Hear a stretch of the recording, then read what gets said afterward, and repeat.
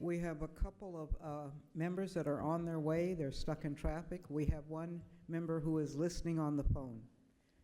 Mandy's going to give us the information on the housekeeping. You want to use this mic?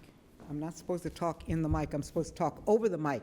So I just been warned, talk over the mic, not into the mic. Okay, and I'm gonna raise my paddle. Oh, great. Hello, everyone. I'm Mandy. I'm the program support specialist for the COCL and the COAB, and I just wanted to very quickly let folks know where the emergency exits are and the restrooms. So there are actually a number of doors you can get out should we need to. One's right back there, and then we have two hallways that have actually two doors where you can exit. If you need to use the restrooms, they're actually down this hallway right here, and that's pretty much it. Okay, and before I start this meeting, I have something I want to say, something I need to say. I want to apologize for the way I handled the issues surrounding the November 9th meeting of the Accountability Subcommittee. Not for what I did, but for how I did it. The way I handled things complicated things, confused people, and made people feel disrespected. For that, I am sorry. I am sorry to both members of the public and to COAB members. I am sorry that I confused you and made things more complicated and made people feel disrespected. I apologize also for engaging in an email exchange that put at risk the COAB's requirements regarding public meeting law. While I cannot tell you that I will not make any other mistakes during my tenure, rest assured I will make every effort not to do either of those again. COAB exists because our city, Portland, has been found lacking in policies that lead to protection of the public, especially people who have or who are perceived to have mental illness. The City of Portland, the Albina Ministerial Alliance Coalition, and the Department of Justice came together to design a structure that would contribute to the changes necessary, changes that would ensure the voices of Portland residents would be heard in those changes, would be heard in the reform of Portland Police Bureau. The COAB is those voices. You are those voices. Your voices are of necessity combined and co-joined with other voices that are part of this process and must be heard as we undertake together this gigantic, complex, huge, important effort. Those other voices include the voices of the Portland Police Bureau. We cannot move forward without them. Each of you have been asked to serve the community. Each of you on the COAB board have been asked to serve the communities you represent and give voice to issues and recommendations on policies you believe can be improved. You bring substantial skills and knowledge to the work. You've been handed an opportunity to learn about Portland Police Bureau systems, an opportunity to influence change, and to ensure that the people you represent are heard. You have been handed public trust. I accepted the position as COCL liaison, COAB chair, because I believe it is an opportunity to live out our duty to speak up and have our governing bodies required to listen to what we have to say. The COCL COAB seemed just like the vehicle for having an ongoing dialogue amongst ourselves and with our governing entities regarding police reform. That's why I took this job. I believe in the COAB. I believe that the people on the COAB can make an amazing, positive difference in the lives of the people of Portland and across the United States. I know you must believe in this too, or else you would not be on the COAB. I am asking that we work together to be our better selves and to do the excellent and wonderful thinking and problem solving that are born from the years of struggle that have preceded this day. Thank you for listening to me.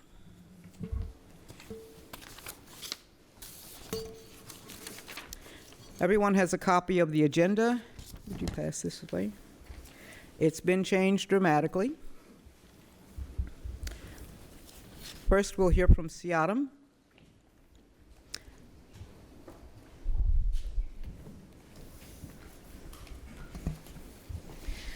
Good evening. My name is Siadam Edmo. I'm Shoshone Bannock Nez Perce Yakima and appointed to the COAB through the Human Rights Commission.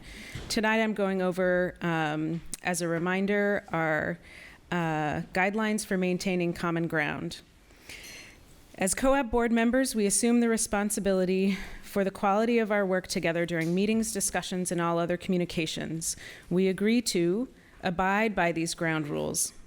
Critique ideas and not people, work towards shared understanding, speak from personal experience without generalizing, using I statements, speak to all with the utmost respect, avoid crosstalk, listen respectfully when others are speaking, listen actively and attentively, seeking to understand, share the air and refrain from monopolizing discussions and encourage participation by everyone, challenge ideas in a respectful manner, avoid put-downs, even humorous ones, or other attacks on individuals, ask for clarification when unsure or confused, exit meetings in a way that is non-disruptive to the group dynamic, recognize the legitimacy of people's feelings and support COAB members in expressing their feelings in ways appropriate to the setting, hold one another accountable to keep agenda times and focus, support the chair in managing our meetings, to turn cell phones off or to vibrate and make no calls or texts during the meetings except in cases of emergency. During meetings, use laptops for only meeting business, note-taking, and assigned tasks. And use the parking lot for thoughts and ideas not relevant to the current conversation. I lost my paddle, sorry. Thank you very much, Siadam. The next item on the agenda is to discuss the election of a new executive committee member from the community appointees. And I have heard that we now have somebody who's willing to consider that position. Do you want to talk about that a little bit, Maria? Sure. I'm willing to accept the position as long as I can. Right now, I'm in transition of work, so I can offer to be helpful unless it becomes a problem with the work that I'm seeking. So I don't know if that will be a problem for the COAB or not, but. At this point, Maria is the only person who has stepped forth as a candidate. None of the other COAB members from the community groups have said they want to serve on the exec. So what is the discussion that needs to happen now, and where would you like to go? Tom? Well, it's not exactly true. I have had some interest in serving on the executive committee, but the COAB has a bylaw which prohibits participation on more than 2 subcommittees and or the executive committee.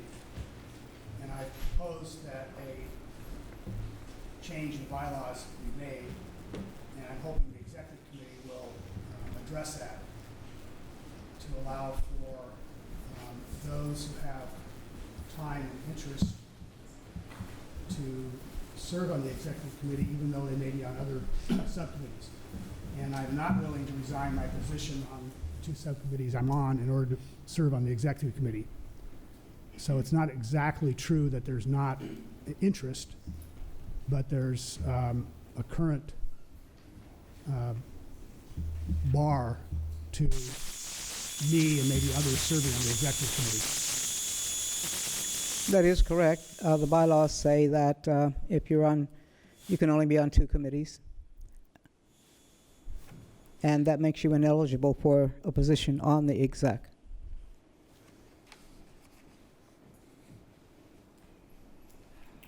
Any other discussion? Would you like to handle this another way? I mean, you've sort of been hit with this all of a sudden. And if you'd like, we have another meeting next week where we could take it up if you want to think about it some more, or can I have some other suggestions, thoughts? A question for Tom. Tom, are you planning to present a proposal for a change to the bylaws? There's a 7-day notice requirement, so I would move that the bylaws be amended to allow participation by COAB members on 2 subcommittees and the executive committee. See, Autumn? I just have a reflection about amending the bylaws in such a way, in terms of I guess, equity and shared leadership, I would like to encourage all members of the COAB to be and engage in as many subcommittees as they can, and to step up and share leadership on those committees. And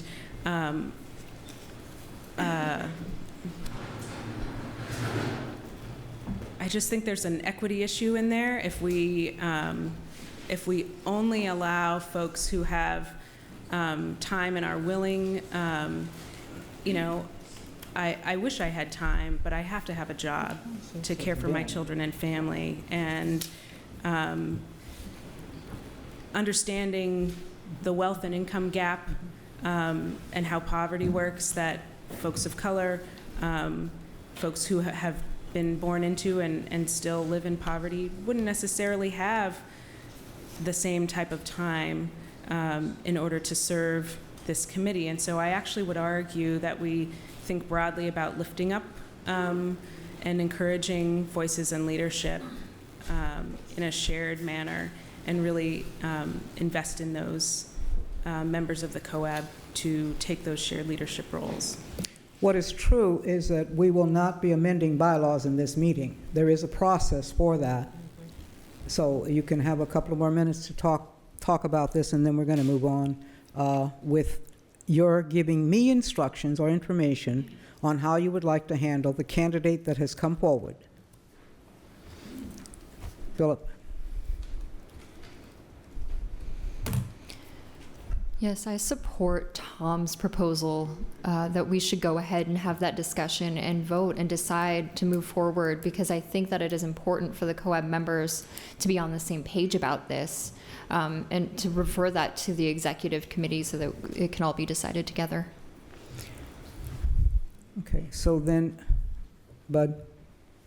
I propose that we accept Mariah's stepping up on this as a acting executive committee member, considering her personal possibilities of conflict, and that she act as an executive committee member until such time as the executive committee might change the bylaws to allow someone else to serve, or until she might decide that she can no longer serve in that capacity.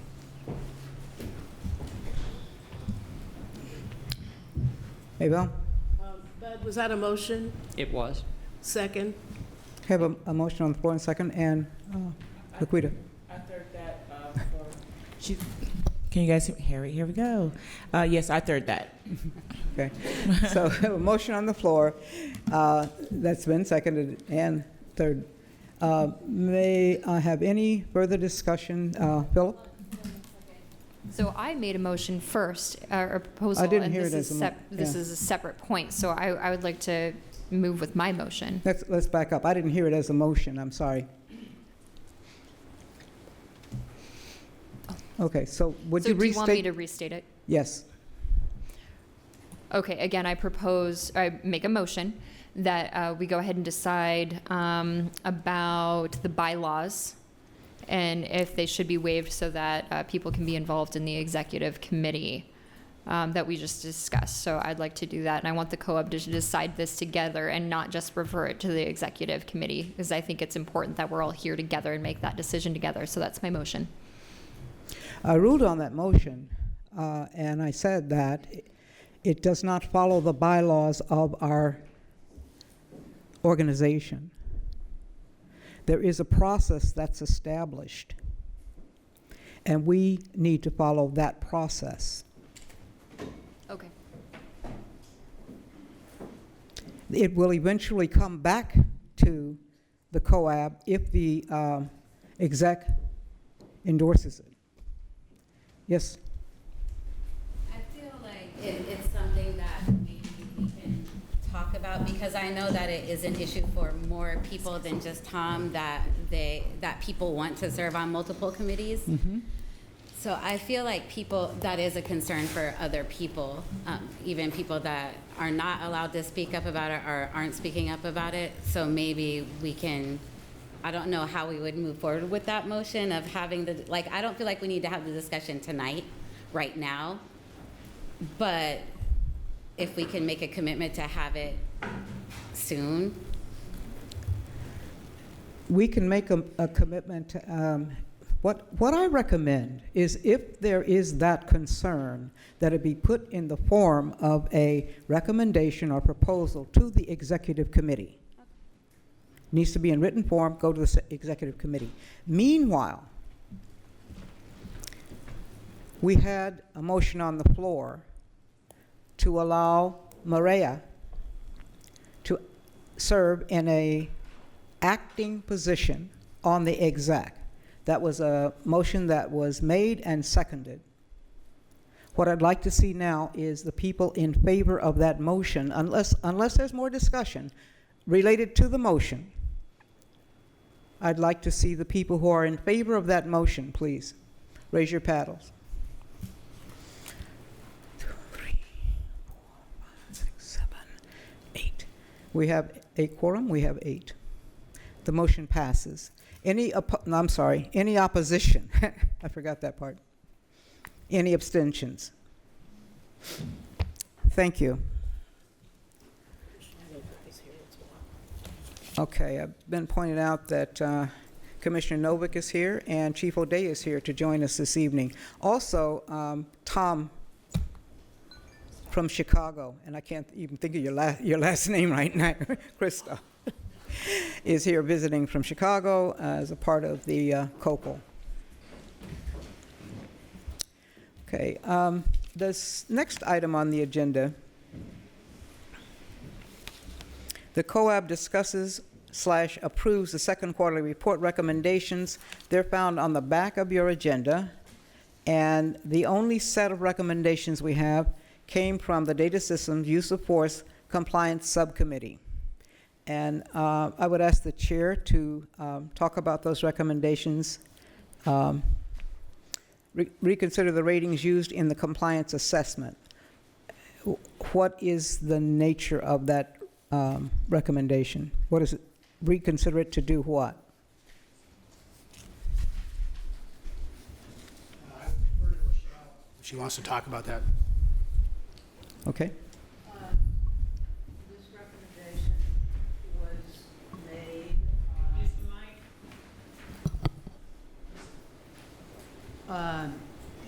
because there were It's not working. some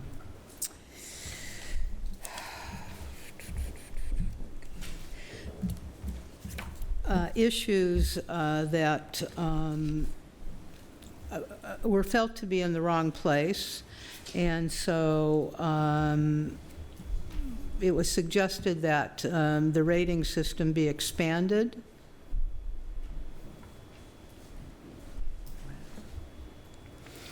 Is it that you want more degrees of rating, or is it that Well, I did The want content. more degrees of rating, but Tom thought that would be unwieldy, and I could drop that as a recommendation. I have a specific recommendation about that issue that I made in a subsequent committee, but because there wasn't a quorum, it was going to be moved to another committee, and there wasn't a quorum there, so it's not on here.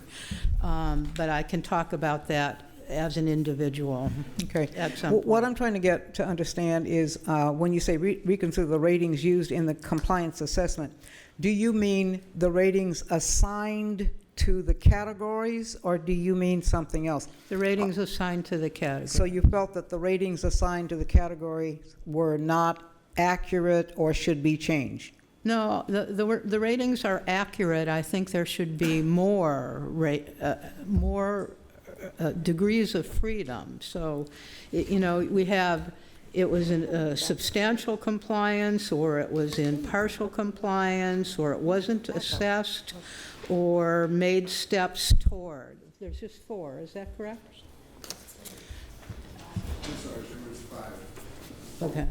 Substantial, partial, non-compliance for the initial steps. Okay. taken, non- And so I thought that there should be more, because there's a whole big difference between those items that were given partial compliance, and then the next step down from that is made steps toward. And I think there needs to be something in the middle of there. Alicia? Yeah, actually, I had a similar thought, and mine was not necessarily that there should be a change in the categories, but there needed to be consistency in how it was applied. So I couldn't tell when reading through the ratings if it was about discussion. So if there was a discussion had, there seemed to be given a partial compliance, and in some cases a discussion had been had and some action had been taken, but it was noted to not be in compliance. And I want to give just an example. So on paragraph 84, this is on page 18 of the actual quarterly report, and this is with regards to the training that is expected for patrol officers and supervisors. So you look at the compliance label, then you have the COAB recommendations, the methodology, and then the compliance assessment, and there just appeared to be sort of a general mismatch. So in this particular section, there was noted to be, PPB was noted to be in partial compliance, but if you read through the compliance assessment, it says, we've observed, and this is the second, under compliance assessment, the second sentence, we've observed the training involving tasers, critical incident response in various scenarios. The training we observed was professional and well managed, period. Then it goes on to read, there was considerable detail about procedures, tactics, which is containment, custody, communication with team members, and leveraging. Then it says, however, and this is where it was confusing to me, we noticed very little attention was given to details and how to de-escalate critical incidents, when to use force, or how to determine the nature of the incident. And then it further goes down to talk about that the procedural justice training that was started in 2014 had been discontinued, and a recommendation for it to move forward. So there appeared to be some gaps. So partial compliance, yet there were some really glaring things that were important that didn't get handled, but it was given a partial compliance. And I can go through, and I don't want to bore the audience, but if you read through the full report, there are other portions where this has been the case, and they were given a different rating. So this may be a little bit of a different discussion, but in the same spirit of what I was really looking for was consistency and how those ratings were applied. In addition to consistency, also a little bit more information about how it was determined that it was going to be. So there's one working definition in a little legend chart that they give, but it's not consistent. Does that make sense? Yeah. Okay. Yeah. Rochelle? There are a couple others that I might mention that are in the same spirit. For example, on page 33, it says that as we detail in our assessment of paragraph 101 below, we have not to date received documentation, and then it goes on and on. There's a couple other places where they don't receive documentation but give partial compliance, and it doesn't seem like that should be partial compliance. So that's the issue. Bud? What I'm hearing is that there's a difference between partial non-compliance and partial compliance. And I think that's a valid difference, where we're saying that something is more non-compliant than it is compliant. And I'm just throwing that out there to see if that's something that would work for everybody if we introduce something like that. Or other wording. Well, I think that what Alicia is saying, there needs to be consistency, and, you know, if they can't fit the data into these boxes, then there needs to be more boxes. Other comments, observations?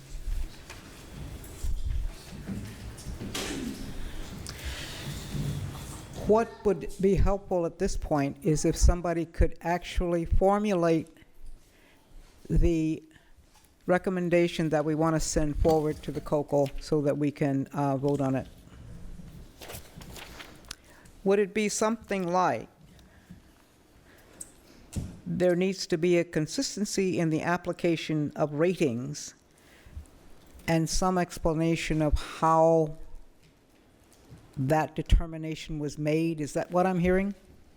Well, I think there certainly needs to be a consistency, but I also think that in 2 or 3 places that I marked, and maybe some that Alicia found, that the COCO provided too generous of a spot by moving the item into a partial compliance when it had no data to support the partial compliance.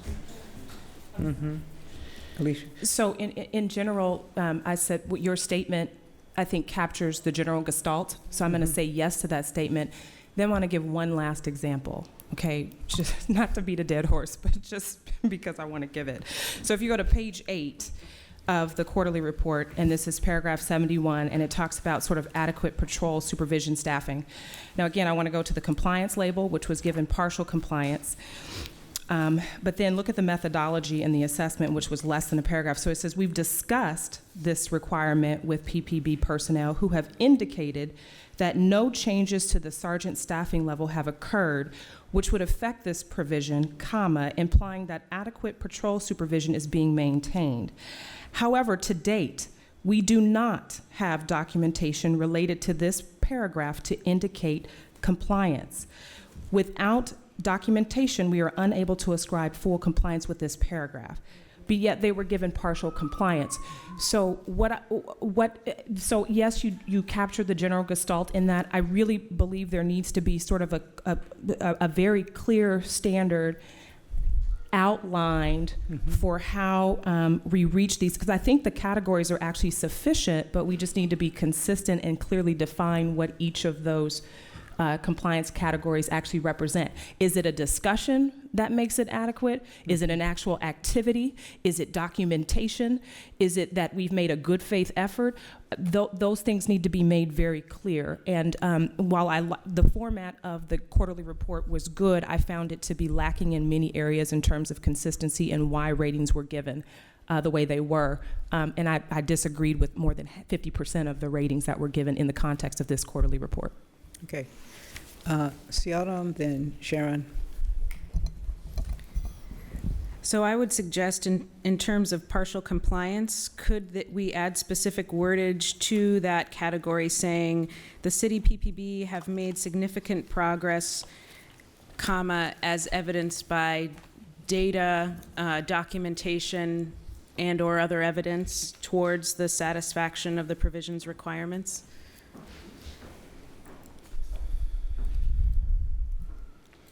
Sharon?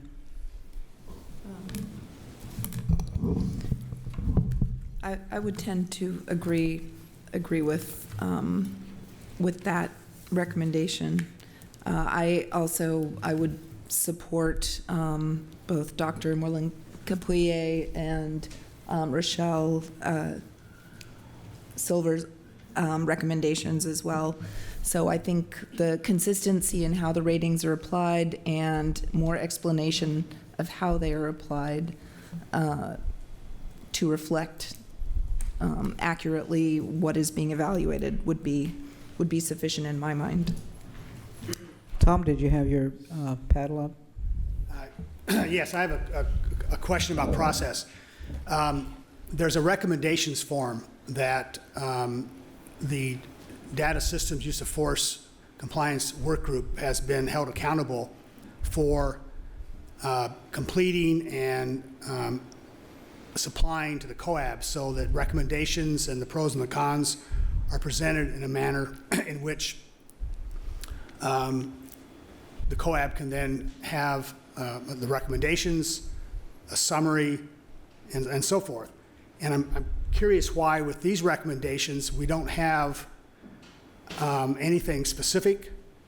We don't have the basis, and so it's like we're starting from ground zero. And I don't understand why it's being done this way on these recommendations and other ways on other recommendations. I think it's a good point, Tom. Did you have your hand up? Yeah, I did. The subcommittees, many of the subcommittees actually discussed and did have recommendations, but there was not a quorum at the subcommittee. So if there is a process by which some of this information could be submitted afterhand, we're trying to follow rules. Be happy to do that, appreciating your point. Philip? I have a question for you. Dr. Alicia. So I understand what you're saying, and I agree with you. But I'd like to ask, does partial compliance mean it's illegal or prohibited because there's no documentation? Is that part of what you're saying? I think Tom. I mean, you want partial compliance to have documentation. And so if there's no, if there's partial compliance and there's no documentation, how do we evaluate that? I mean, we want there to be some documentation. And with partial I'm going to compliance. ask Tom to respond to that since he was part of But that. I was just going to say, I don't disagree with that. That still doesn't negate my point about consistency. Right. Right. So you can't say you have documentation and then some activity on one and give that partial compliance, and then on another have documentation and no activity and give partial compliance. That's really my point. That's clear. Okay. Okay. Thanks. I think what I'm hearing, and I believe, Rochelle, you said it, is better definitions. And I can appreciate that, because if we get better definitions on these issues, then the consistency will be more apparent, where I don't disagree in terms of getting them defined a little bit better so that the consistency can be observed at that point. I believe that that addresses kind of this issue. Unless there's something else that I'd be happy to answer. No, thank you. I think and Tom, I'm not sure I can answer your question any better than Alicia did, except that it was not the same process. So I want to hear from somebody yes? I'd like to speak to Tom's point. Tom Steenson. Thank you. I believe the concern, and I share it, is that the recommendations that we're discussing now are not in written form, which has been our past practice. Our past practice has been somewhat more rigorous than what we are doing right now, which is sharing verbal examples of recommendations that have been talked about in at least 2 of our subcommittees. The other point I would make is that 3 of our subcommittees come to this discussion without having submitted formal recommendations because there was no quorum to make that happen within those 3 subcommittees. So our process has fallen short of what it needs to be in order to have us all on the same page of moving forward. I think Tom's point is one about the integrity, the overall integrity of our process, and also about our consistency. Are we going to be consistency in the way in which we require committees to submit recommendations for discussion and approval of the full COAB? Again, I appreciate that point, but if you do not have a quorum to even move forward with the recommendations, then how then could you bring it to this committee? I mean, I agree, we want to be consistent. Those are all primary core objectives. We want to make sure that we do things in decency and in order. What I would much rather have a discussion about is in the instances where you don't have a quorum and there are specific recommendations on the table, how would this body like subcommittees to proceed? That is the more productive conversation. Thank you. And I would not like to have that conversation right this minute. That's fine, but since we started down that road, we can put that in the parking lot. It's on the But I parking think, lot. again, for the sake of everyone having a desire to be consistent, and it's not for lack there, I've gone through this whole thing, have notes, have prepared to make them, but we need to, what should we do in that case?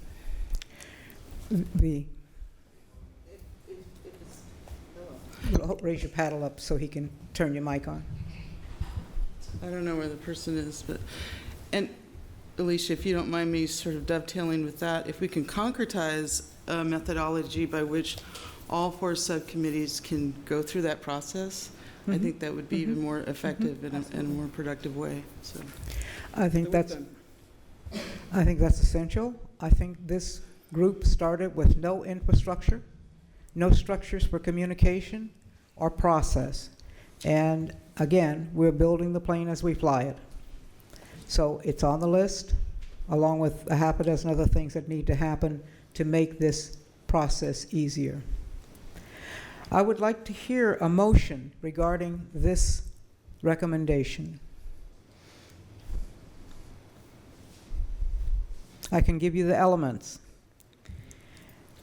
Consistency in the application of ratings.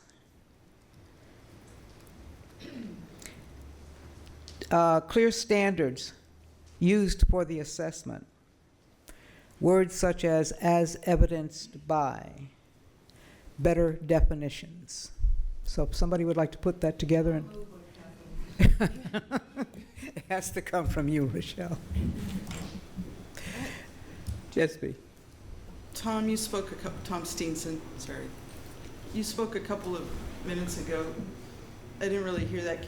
Would you mind repeating it? Because I need clarification about what the DSUF, well, is it still CS? But anyway, how they go about that process. Because if you already have, if your subcommittee already has a process by which. Wait, just a minute. Okay. We're dealing with the proposal. So I'm asking, point of order. Okay. I'm asking for a motion, please.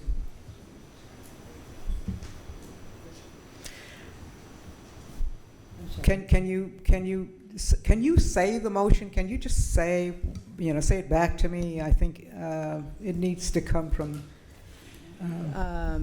I move that in regard to the items and where they fit into the rating scale, that they have proper definitions and a reasonable explanation about why they fit in the categories, and that they be each one treated consistently. Second from Philip. I think we've exhausted discussion, probably. Yes? Ought we not to include a little bit of evidence in there? I think Kathleen mentioned that. And proper documentation or evidence, yes. Okay, that amends the motion to add proper documentation. We have a motion and a second. I'm going to call the question. All in favor of the motion, please raise your paddles. 1, 2, 3, 4, 5, 6, 7, 8, 9. We got 9. I don't know what Imy's doing on the phone. Any opposition? Any noes? Abstentions, please. 1 abstention. 2 abstentions. Tom and V. Okay, the motion passes. Change the language on page 44 to use EIS as a tool.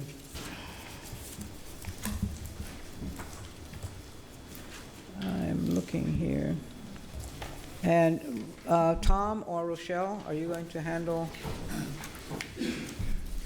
Well, I have a standing objection to considering recommendations that are not being presented consistent with the required COAB recommendation form.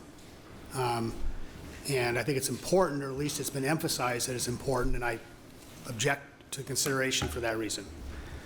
In terms of the issue, I don't even recall what the issue was. Does that mean that you don't want it considered? Tom, the issue is related, is your issue related to documentation? Is that the problem right now? What I have on my page says, change language on page 44 to use EIS as a tool. I think this Tom has a response. This would be a question for Tom Steenson. I believe, from my recall, the recommendation of seriously consider using EIS as a tool, I believe you had wanted that changed to use EIS as a tool as opposed to a seriously consider. Does my memory serve me? I have no recollection. Okay. So if there's no motion, no recollection, no willingness, no ability to move forward on that, is that what's going on here? Is anybody else on that team that wants to say something here? Okay. Dies for lack of a motion. COCO should disclose which members of the city government and what they've attempted to do to exert influence over the COAB members, COAB process, and the COCO. That's a recommendation from the Data Systems Use of Force Compliance Subcommittee. I would think I was there when this was discussed, and it was pretty much discussed like this, as stated. Well, Tom. Once again, I'm going to object that we're considering recommendations without them being presented to the COAB with the recommendation form that's required, which lays out the recommendation, the support and explanation of the recommendation, pros and cons, et cetera. And I don't know why we're making an exception. Having said that, I will speak to the issue. In the first quarterly report, the COAB referred to outsiders in a very negative fashion, suggesting that they were in some way influencing or having impact on the COAB. And the recommendation from the COAB was that those outsiders and what influence or attempts to influence had occurred should be disclosed, and the COCO refused to do that. In the second draft of the quarterly report, they do something similar, and this time they refer to members of city government and their attempts to influence the COAB. And once again, in the interest of transparency and making sure that if there's something going on that's amiss, that the COAB is aware of it. And so that's what the recommendation addresses.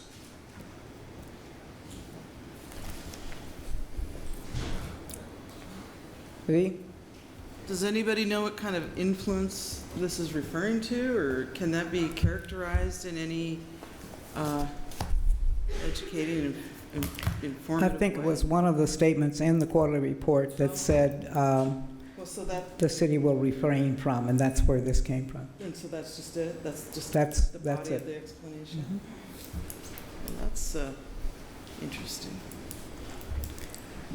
Any discussion on this? Any motion on this? Any place you want to go with this? Yes, V. I think that should be further examined. I think it's dangerous, and I think it's hurtful to the community. There are a lot of implications.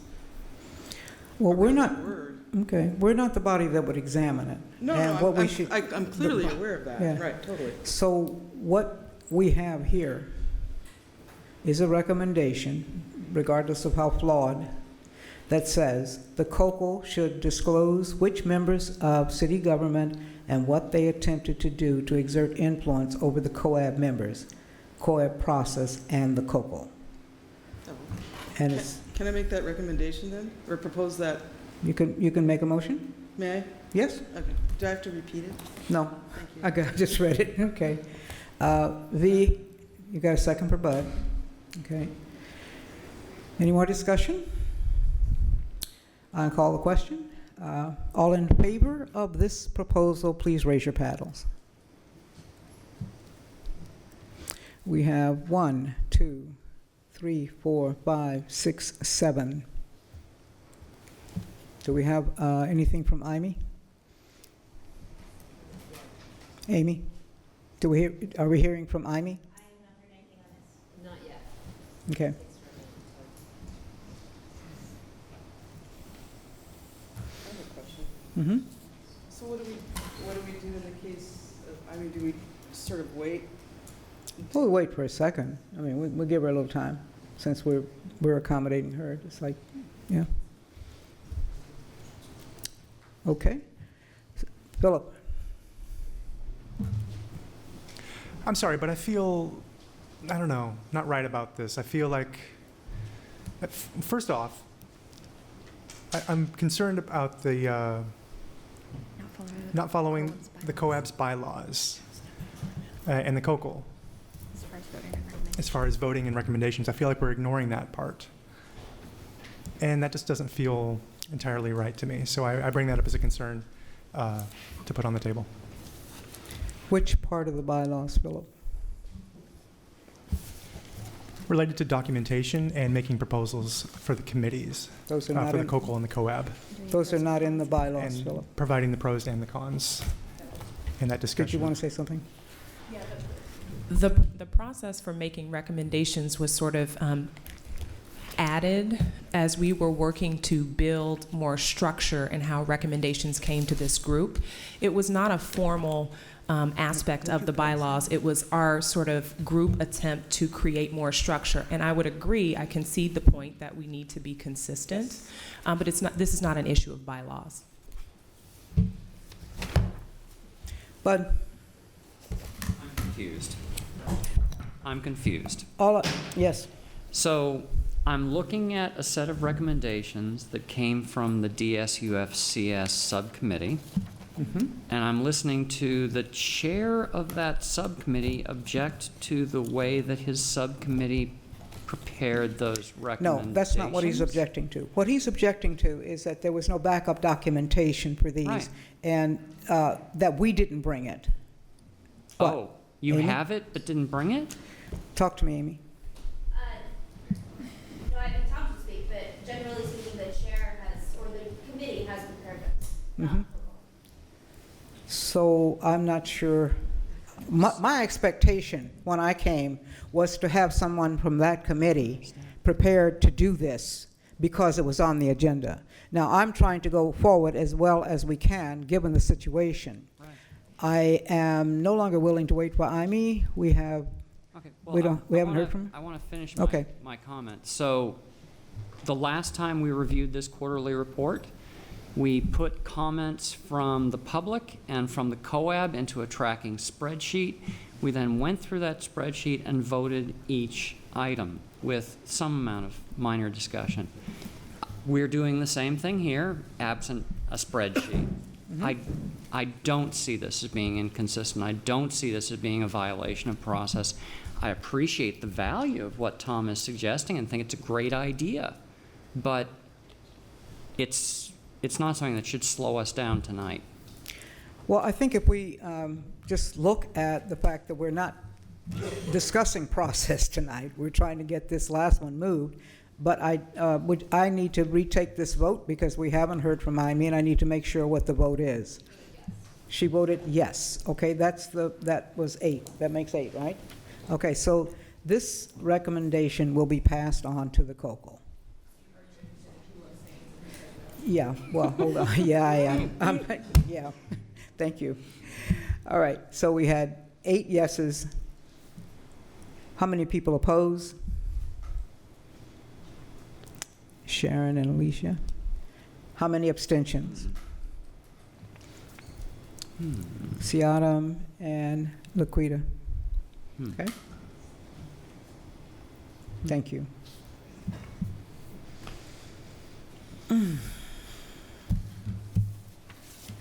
That takes care of that agenda item.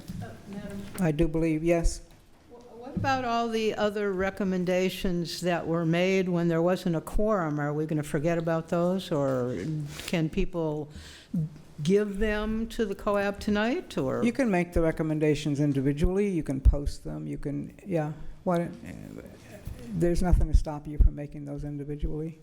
They just won't be, they aren't passed to the COCL except as, that's right, you can't pass them to the COCL except as the COAB approves them. That's right, that's what the rule is. So if I made a recommendation in good faith because there wasn't a quorum, which is not my fault, then my recommendation has no value?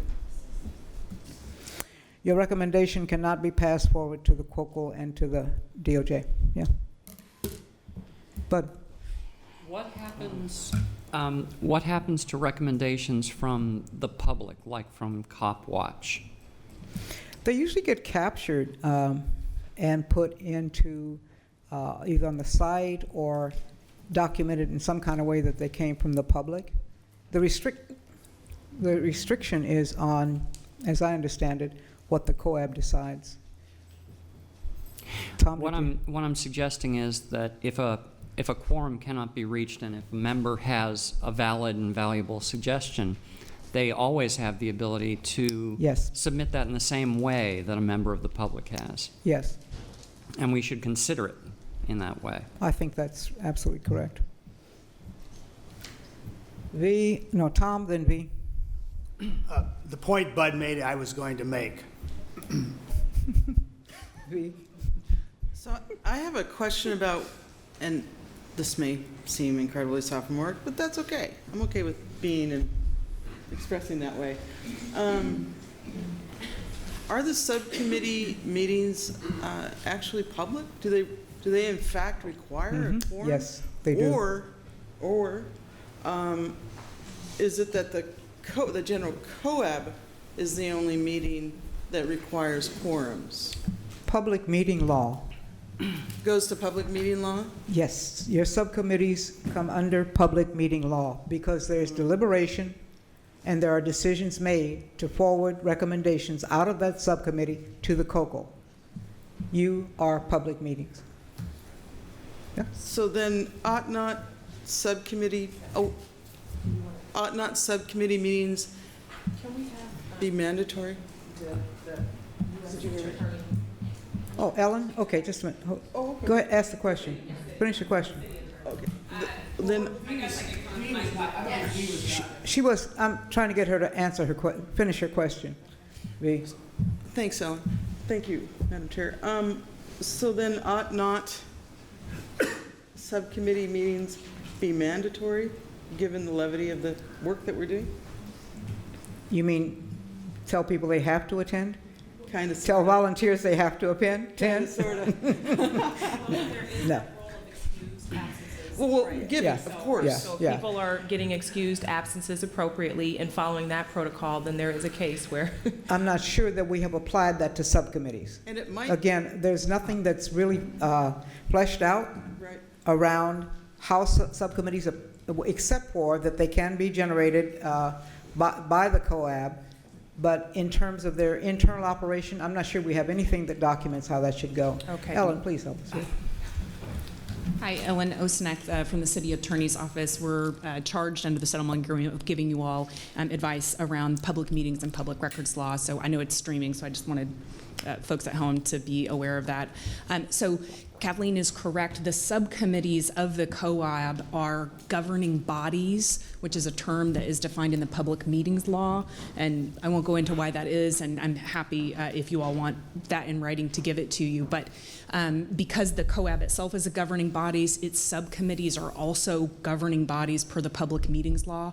And they are governing bodies to the extent that the subcommittees are authorized to do the work of making recommendations to this body, and that the way that they go about that is, as Kathleen has described, to deliberate and to vote on those recommendations. So that is why they are, the subcommittees are public bodies that are subject to the public meetings law. What the United States Attorney's Office through Adrian Brown wanted me to convey was that despite the public meetings law, that doesn't mean that you as individuals in this meeting can't also make recommendations. You all just have decided, as Dr. Moreland Capria said, I always say, I'm sorry, I said your last name incorrectly. But oh, I did. Thank you. Capri. Well, I was, yes. It was an excellent. But as she said, you all as a body have chosen, in order to order your work, to run it through a process where the subcommittees are in charge of deliberating, voting, making recommendations in order for this body to achieve its work more efficiently. But that does not mean that you cannot, as individuals, that the public meetings law is what prohibits you from making recommendations. So I hope that's clear.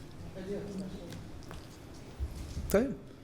So is that meant to infer or imply that there is less weight when a COAB member makes those suggestions outside of a quorum, whether or not it's available within the context of the subcommittee meeting?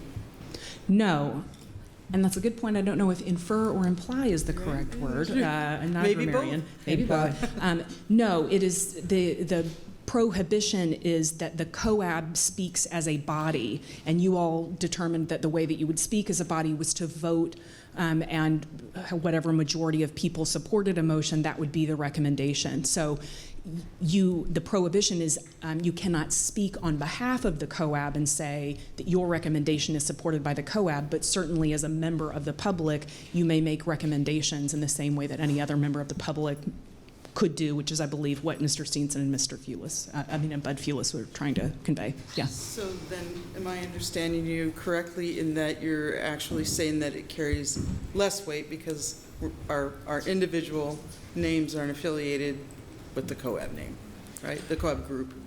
I would not say it carries less weight. It just is different. Well, I think it carries a different weight because this body has been assigned the responsibility for making those recommendations. And it is also assumed that this body will do some investigation before it makes those recommendations, and that this body has come to some conclusions together, and that's different than what most individuals do in the public. Thank you. Madam Chair, can I add another point of order? Yes. Hi, everybody. Adrienne Brown from the U.S. Attorney's Office. Hello. I just wanted to make it clear, because I feel like there's some confusion here, is that this body here, the full COAB, under the settlement agreement, is the only body that can forward a recommendation to the COCL. Now, the settlement agreement also allows you all to have your own subcommittees, and you all decided and voted and have subcommittees. And for the efficient operations of the board, the idea was that those subcommittees would deliberate and consider things so the workload was divided up, and then things would be brought to the subcommittee. I agree it's unfortunate that there weren't quorums at the bulk of the subcommittees. And so in that regards, I mean, I believe that one, you could certainly, request or talk to each other about, is there a way to reschedule a meeting so you can have a quorum? Is there a way you can get a quorum another way? Because I agree with that, but I also agree, as Ellen pointed, that certainly anybody at this meeting tonight on your board can say, I have a recommendation to make, I'd like it to be considered, that's what the time on the agenda is for. However, I also want you to note that you all have decided to have subcommittees to help create a uniformed voice. So I just ask you to keep both of those things in mind. So it's not about, whether it's less weight or more weight, it's that this body has decided to efficiently divide up the work by having those subcommittees, and the issue of the quorum, I think, needs to be discussed in a separate process-related matter. Thank you. Philip and then Tom. I agree with the recommendation. I made a recommendation similar to that on the website in the forum. I did post about this, and I don't know if it's been followed up on, but I'd like to make that recommendation again. Can he restate the recommendation?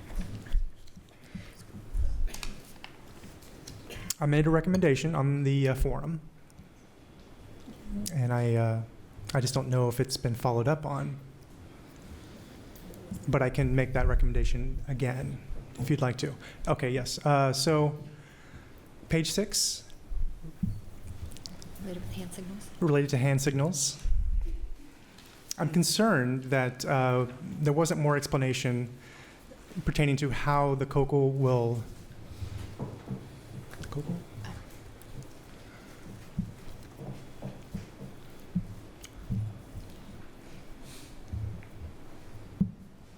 It's page 6, chapter.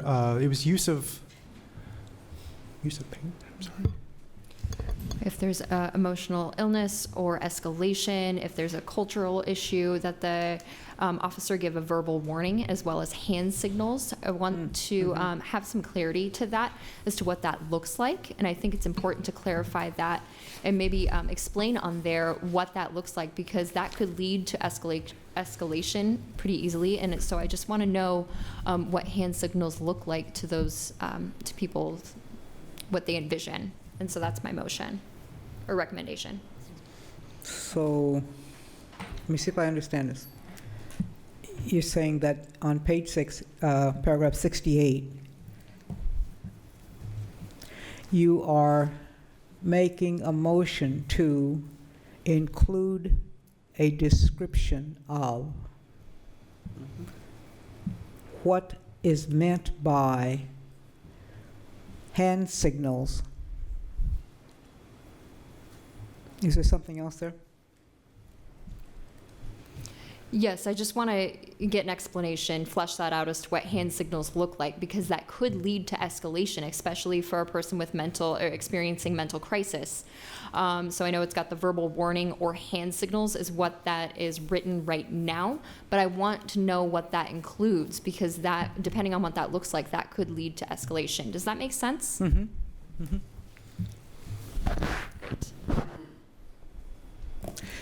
Now, any discussion on this? I'd like to hear from one of the police advisors if we could.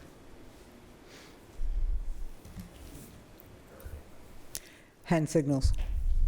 I'm not I think what Philip is commenting on is he wants it clarified. I think that's what he, am I understanding that?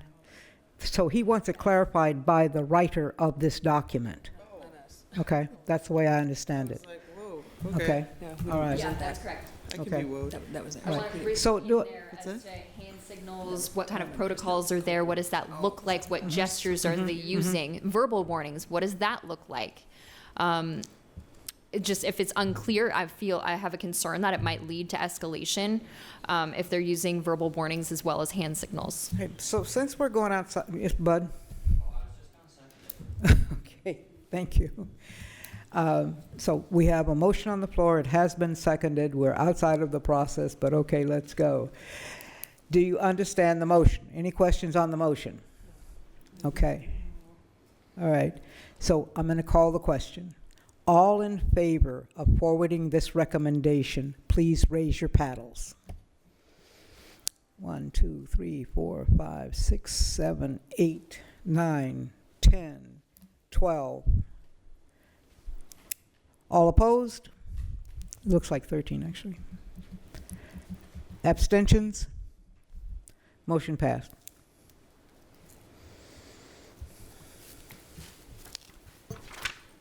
From what I can tell, yes, Tom? I have two questions, either for Ellen or for Adrian. The BHU Advisory Committee was created in the settlement agreement, just like the COAB was in the subcommittees.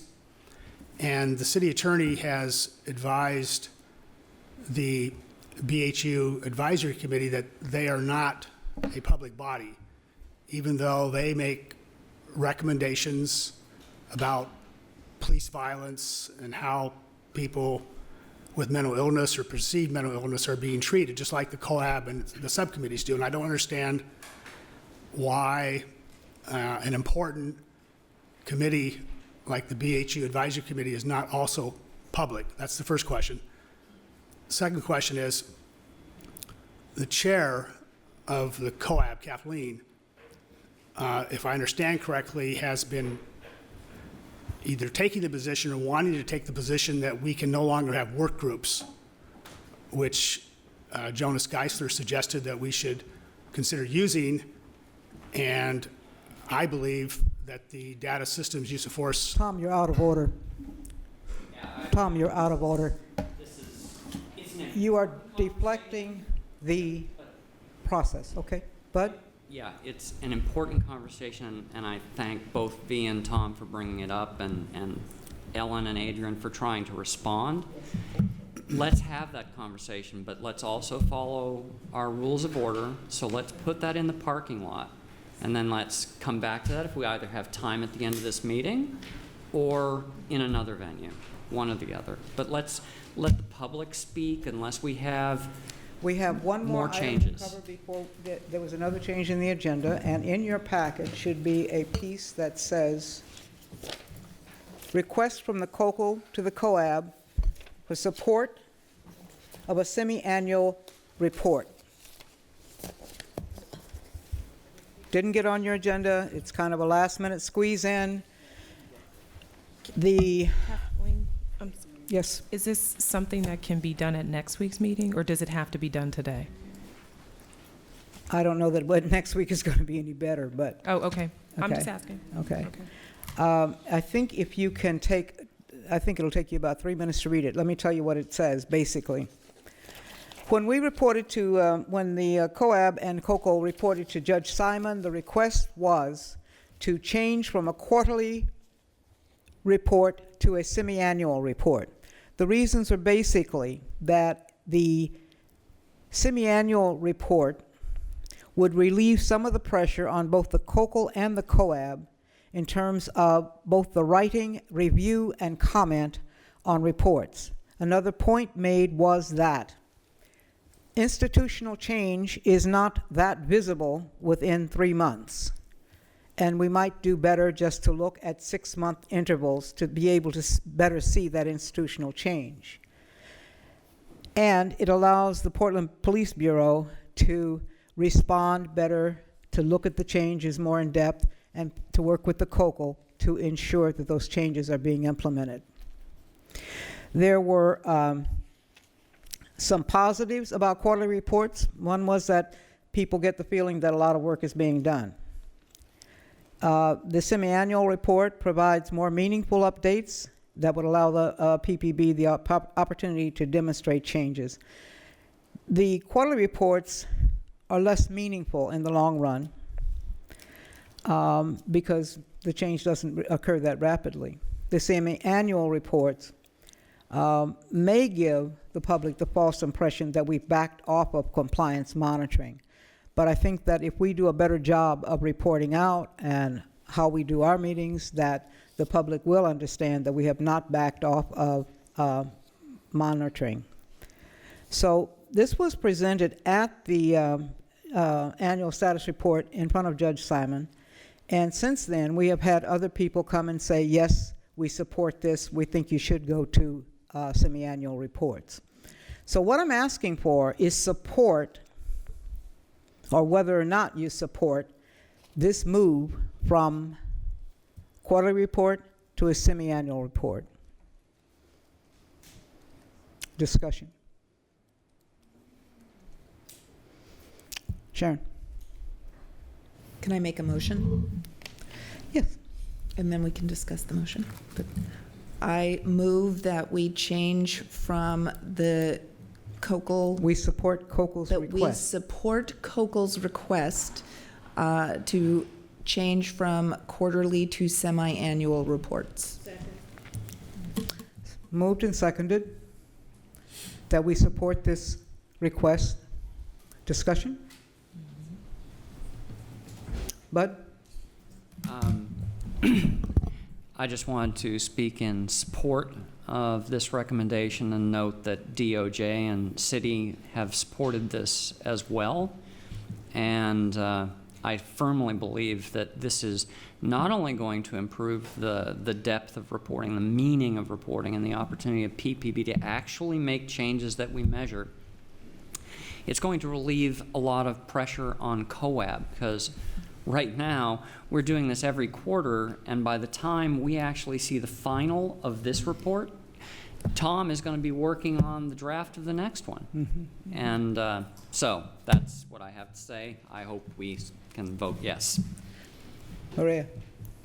I feel like anyone who has worked for any institution or large organization has to do quarterly reports.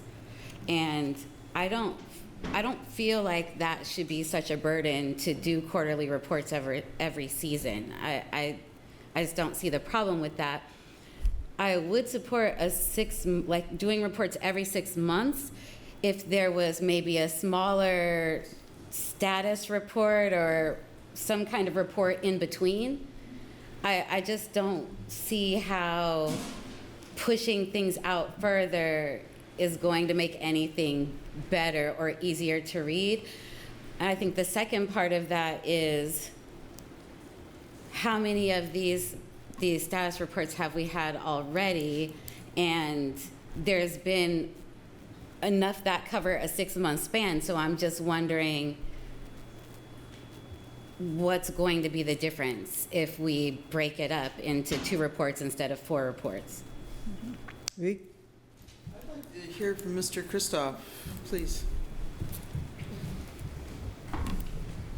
I'll respond to your statement first. So the Portland Police Bureau will still put out their quarterly reports so that you'll still be able to see the changes in activity within the Bureau. The main reason that we had thought that this would be a good idea is because of the amount of time that all of you put into this as volunteer members. We are absolutely appreciative of that time, and any possible way that we can to allow you to work on the actual review and assessment of compliance of the PPB's actions, that is what we are most what we really want to hear from you. Not that we don't want to hear from you about our quarterly reports, but we just felt like there was so much time being spent on the revision of these reports and the recommendations of these reports that it was keeping the board from being able to do what you were put together to do. Does that answer your question? And I'm happy to speak if there's any other questions. I mean, it answers the question. I feel like part of what we're here to do too is to look over the reports to make sure that the changes are being made. So it doesn't matter if there's 10 reports or 2 reports if the changes are being made. Well, does anybody who's been through these 2 cycles of quarterly reports want to say anything about them? Alicia? You know, I think in lieu of my comments earlier, I would say that perhaps if we had gotten reports in 6 months, that maybe some of these issues of consistency and actually getting more in depth with the information would be possible. Because I do say, and I appreciate all the hard work of the Chicago COCO, I do feel like the report in some elements were sort of rushed, and you know, wanting to make sure that you meet a deadline. And I hear your point, but if we're also concerned about quality and making sure that we're getting sort of accurate, timely, but also thorough information, I would err on the side of, and again, I'm comparing this to the first quarterly report to this report. This is kind of all this feedback.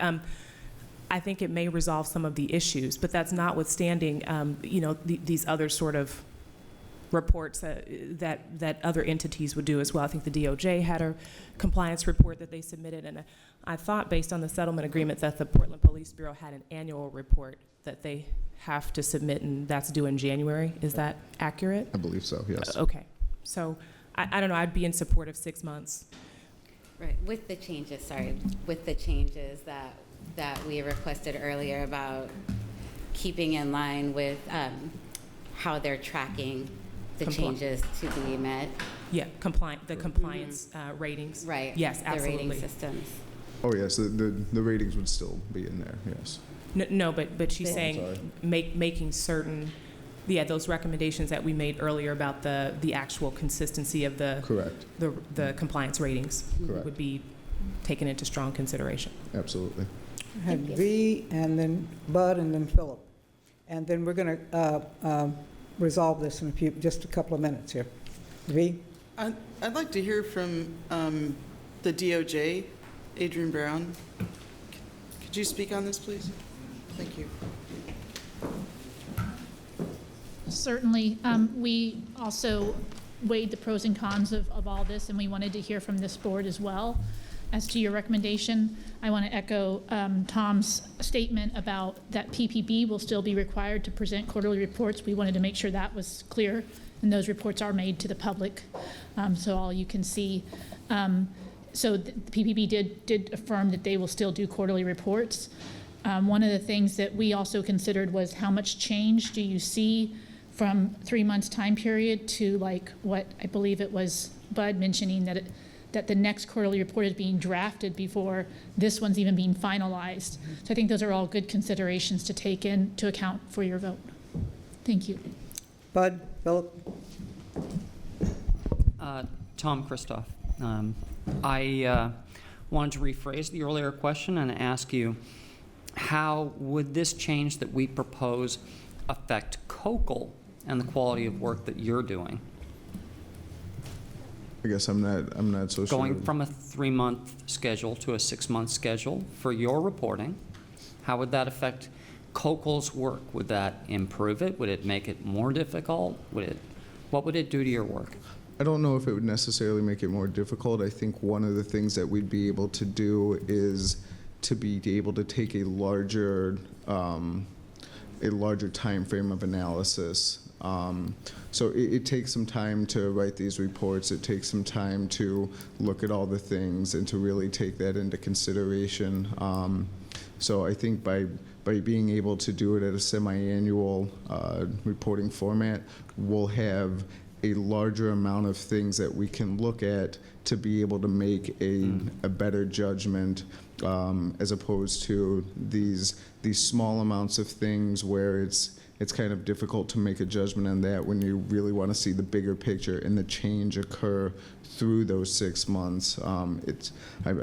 Like Adrian said, and like a couple of you have said, it's really hard to see that change occur in that couple months. And with a larger span, you can see the change occurring better, and you can see the direction it's going in a better way.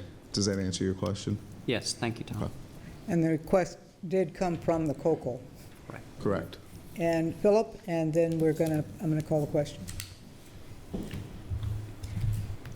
Tom, I support that motion for the 6 months as opposed to the 3-month. But I ask you, in this 3-month period, we've had about 77 pages. That means about... For 6 months, will for be 200 pages. For 6 months, will that be a 200-page document, or? Hope not. No, I mean, you can see in our assessment, we kind of take that larger picture of it, and I don't think that it's going to go into that 200 pages. I don't know how to answer that question other than I really hope not. And I know Amy and Dr. Watson and Dr. Rosenbaum are listening, so I hope they hear me as well. So in a Okay. 3-month analysis, and now we're going to 6 months, will that still be a part of the 6-month document? Will you be focusing on 3-month periods, or will the amount of time that you... It'll be that 6-month span. Okay, so it'll stretch it out a bit. Okay, great. Correct. Okay. I support that. I support that motion. I want to call the question. I have a motion on the floor to support this request from COCL to the DOJ to change from a quarterly report to a 6-month report, a semi-annual report. I think somebody did, but yeah, it's moved and seconded. All in favor of this motion, please raise your paddles. Okay, we got 1, 2, 3, 4, 5, 6, 7, 8, 9, 10. Opposed? I think maybe 11. Abstentions? We have Rochelle abstained. Okay. The motion is passed. It's time for, to hear from the public. If there are comments that you'd like to make, everybody gets 3 minutes, and we'll do this. Do we have any people signed up? Okay, all these people are signed up, okay. And we have Dan Handelman, Ann Brayfield, Joanne Hardesty, Shelley Hall, Nancy Newell, Barbara Ross are all signed up to say something this evening. You get 3 minutes each, after which we'll have a break. So we'll start off with Mr. Handelman.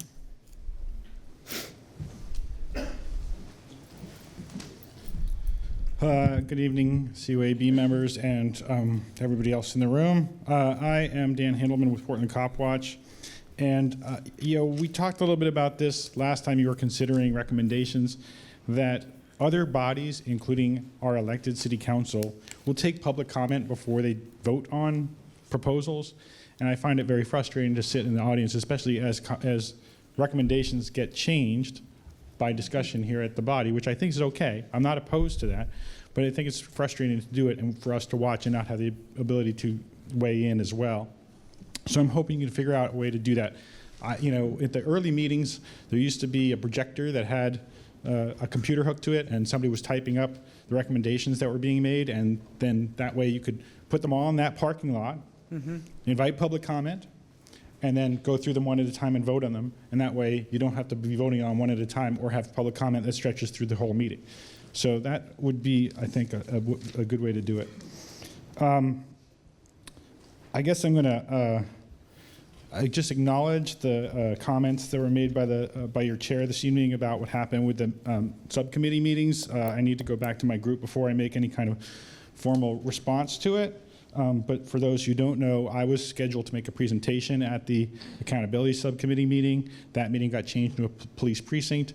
I said I would not do a presentation in a police precinct because I think there's been members of the public that need to hear my presentation and they won't go. Some of the people I know won't go into a police precinct. I presented at the Augustana Lutheran Church to the accountability subcommittee on Monday. And I understand the other meeting went forward at a police precinct, but very few of you actually came to that. I think that the bylaws question, I really appreciate that your steering committee needs to be diverse, and we need to encourage people who are not in the majority of the populations to take leadership roles. But I think that the choice between having an empty chair and having a seat on the steering committee that has somebody in it that happens to also sit on 2 subcommittees, I think you should opt to have it so that somebody who sits on 2 subcommittees can also sit on the executive committee, because it would help you function better. And I'm very frustrated by the fact that when you are prohibited from sitting on more than 2 subcommittees, it's going to limit subcommittees' exchange of information with the executive committee. So I think it would be better for you to change the bylaws anyway. And specifically, yes, thank you. And specifically about some of the comments that you were making about the quarterly report, I really appreciate that it was pointed out how many of the paragraphs have poor ratings put on them. We enumerated quite a few in our comments that we sent to you all, and I'm hoping that the COCL is considering redoing those before they submit them formally, because there are some that really need to change. I'm a little confused about what a quorum is at the subcommittees, because there's only 2 or 3 members on some of them. I don't know where that's defined, and that's another thing that's confusing. And I think everybody here probably knows, although maybe not, that another person in mental health crisis was shot and killed by the Portland police on Friday. The medical examiners called it a suicide, which I completely don't understand, because when a person kills another person, it's a homicide. There's a finding that a medical examiner can have that's called legal intervention that they could have found if they thought it was justified by, what the police did was justified. But it's just a very frustrating thing to see this keep happening while this body's meeting, while the DOJ is here, and while we're trying to fix this problem, and yet people with mental health crisis Your time is up, Mr. keep Handler. getting shot. So I just wanted to acknowledge that. Thank you. Thank you.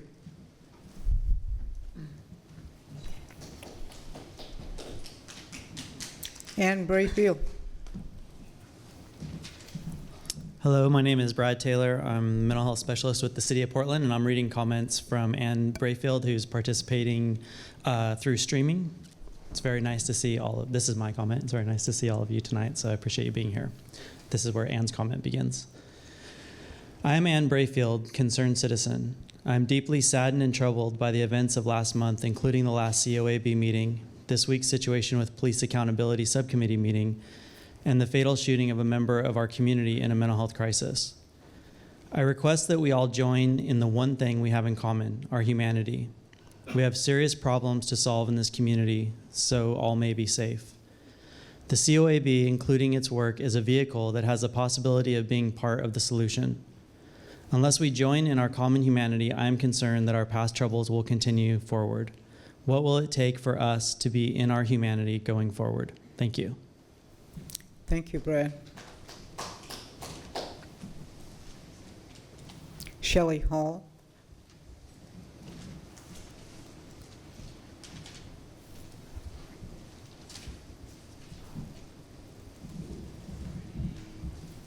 Hi, my name is Shelley Hall. My son was shot 4 years ago in January by 2 officers. What's going to happen with all the mental ill people right now? They're being shot. We've had 29 shootings already this year. It needs to stop. We've had 2 kids killed not too long ago. I just think that we should make changes, and us community people that have lost our children should be invited to talk a lot more. Thank you. Thank you, Shelley. Nancy Newell.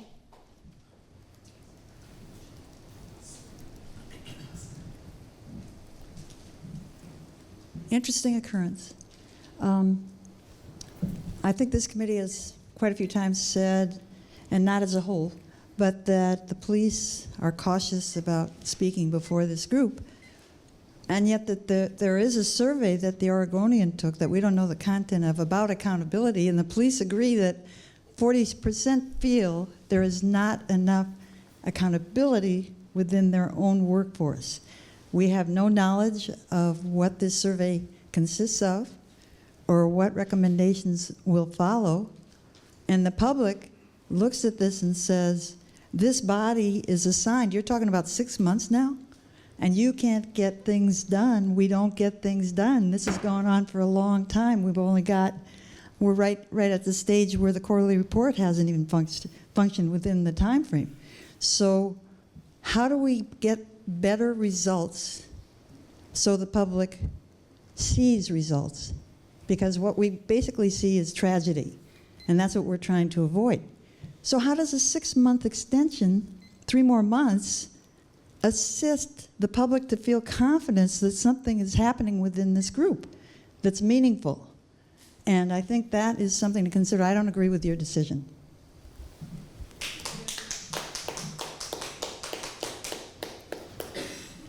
Okay. Barbara Ross.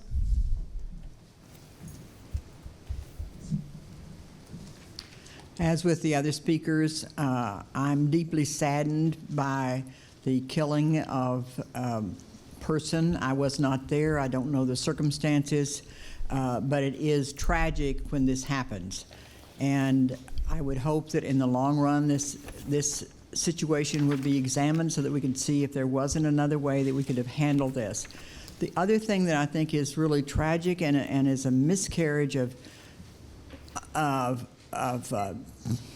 credibility is having the medical examiner decide that this was a suicide by cop.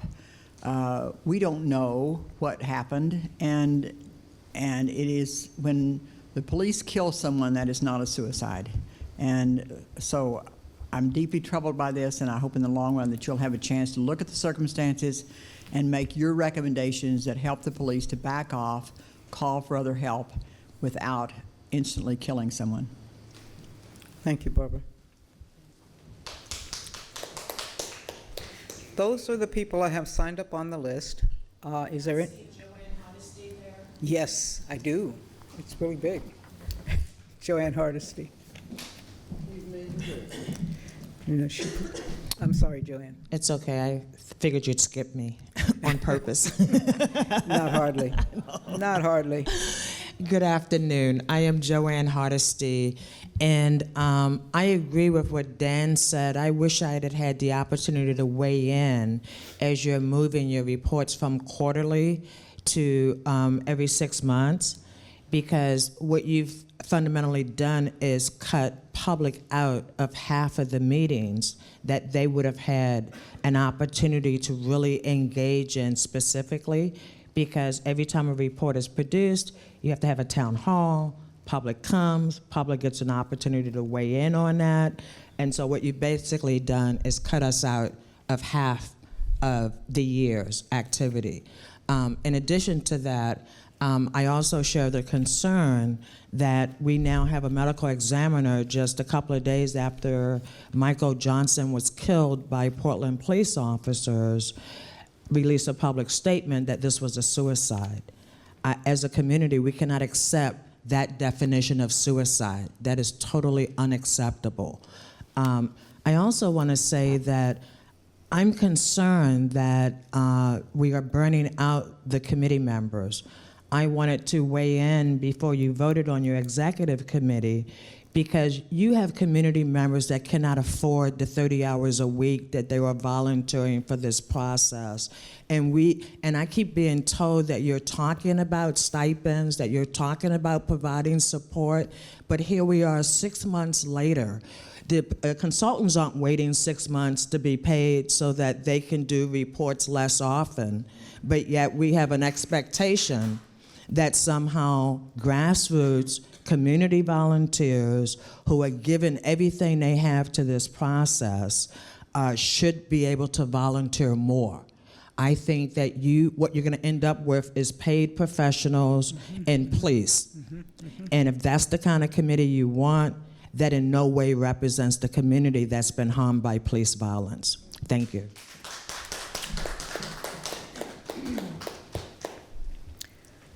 Thank you very much. Anybody else? Okay, we'll take a break for 15 minutes.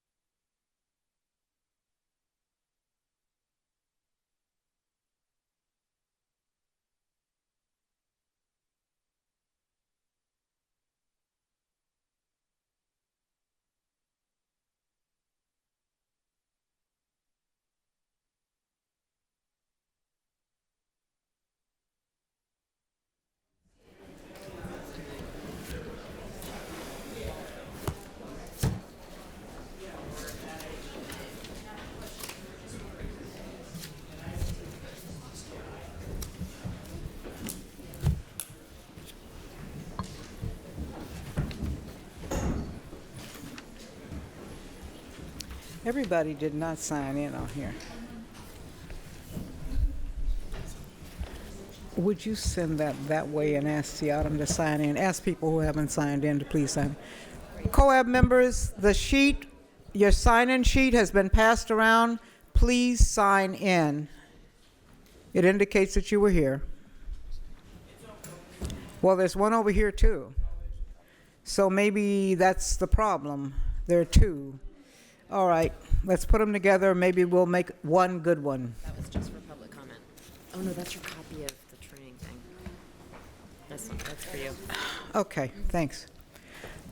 Okay, so the COAB has for some time been wanting and needing information from the Portland Police Bureau's Behavioral Health Unit, and they're here tonight to give us some information and help us better understand how this all works so that when we make recommendations or observations, we have some understanding of the Behavioral Health Unit.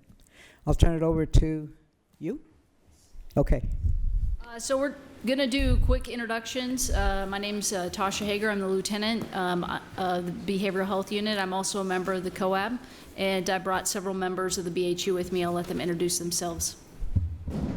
My name is Officer Amy Bruner-Dennert. I'm the Crisis Intervention Training Coordinator for the Portland Police Bureau, and I work in the Behavioral Health Unit. My name is Emily Roshan, Program Manager for the Service Coordination Team, also with Behavioral Health Unit. I'm Sergeant Chris Burley with the Portland Police Bureau's Behavioral Health Unit. I'm one of two sergeants that work for the Behavioral Health Unit, and I am responsible for the behavioral health response teams. So what I'm going to start out with today is a little bit of history to give you some context of where we've been before I talk about where we're at. So one of the important things that's going to come up later in the presentation is our long-term relationship with Project Respond, which goes back to 1993. For those of you who are not familiar with Project Respond, they're a part of Cascadia. They are typically two clinicians who will respond if somebody calls the mobile crisis line and there needs to be a response from the mental health community. Those two clinicians will go out. For a long time, they have requested the assistance of the police for their safety if they felt they needed it. And in turn, our officers have access to Project Respond 24/7. And that continues today, but it's one of our longest relationships that we've built. Back in '95, the Police Bureau developed the CIT program based on the Memphis model and trained officers who volunteered to participate in the CIT program. So there was a voluntary piece to that. And we had that program running up until 2006. And in 2006, we started to train all officers in 40 hours of crisis intervention training. Today, every new officer coming into the Police Bureau gets that 40 hours of training during their first year of service. In 2010, we added a pilot project. It's called the Mobile Crisis Unit. That we've changed the name of that. So as we move through this presentation, we refer to that now as our BHRT cars. The Mobile Crisis Unit was partnering an officer and a clinician in the same car. The use of that resource has changed over time. Initially, that car worked out on the street and responded to calls primarily in Central Precinct. And in 2013, the Police Bureau created the Behavioral Health Unit. I'm the second lieutenant to be in charge of that unit. And so that 3 years that unit has been around, a short amount of time, and part of that was in response to the pending agreement that the Police Bureau knew we were going to be working on with the DOJ. So that's a little bit of history in a quick nutshell, and I'm actually going to move through this pretty quick for everyone in the room. And something that I should mention up front, As we move through, I am sure you're going to have questions. I know you will because I've given this presentation many times. Please write your question down. We will take questions at the end. You can raise your paddle, and I think Amy will take your name down, and we will try and get to them. Usually our presentation alone takes an hour, so I'm going to move pretty quick to see if we can get some questions in.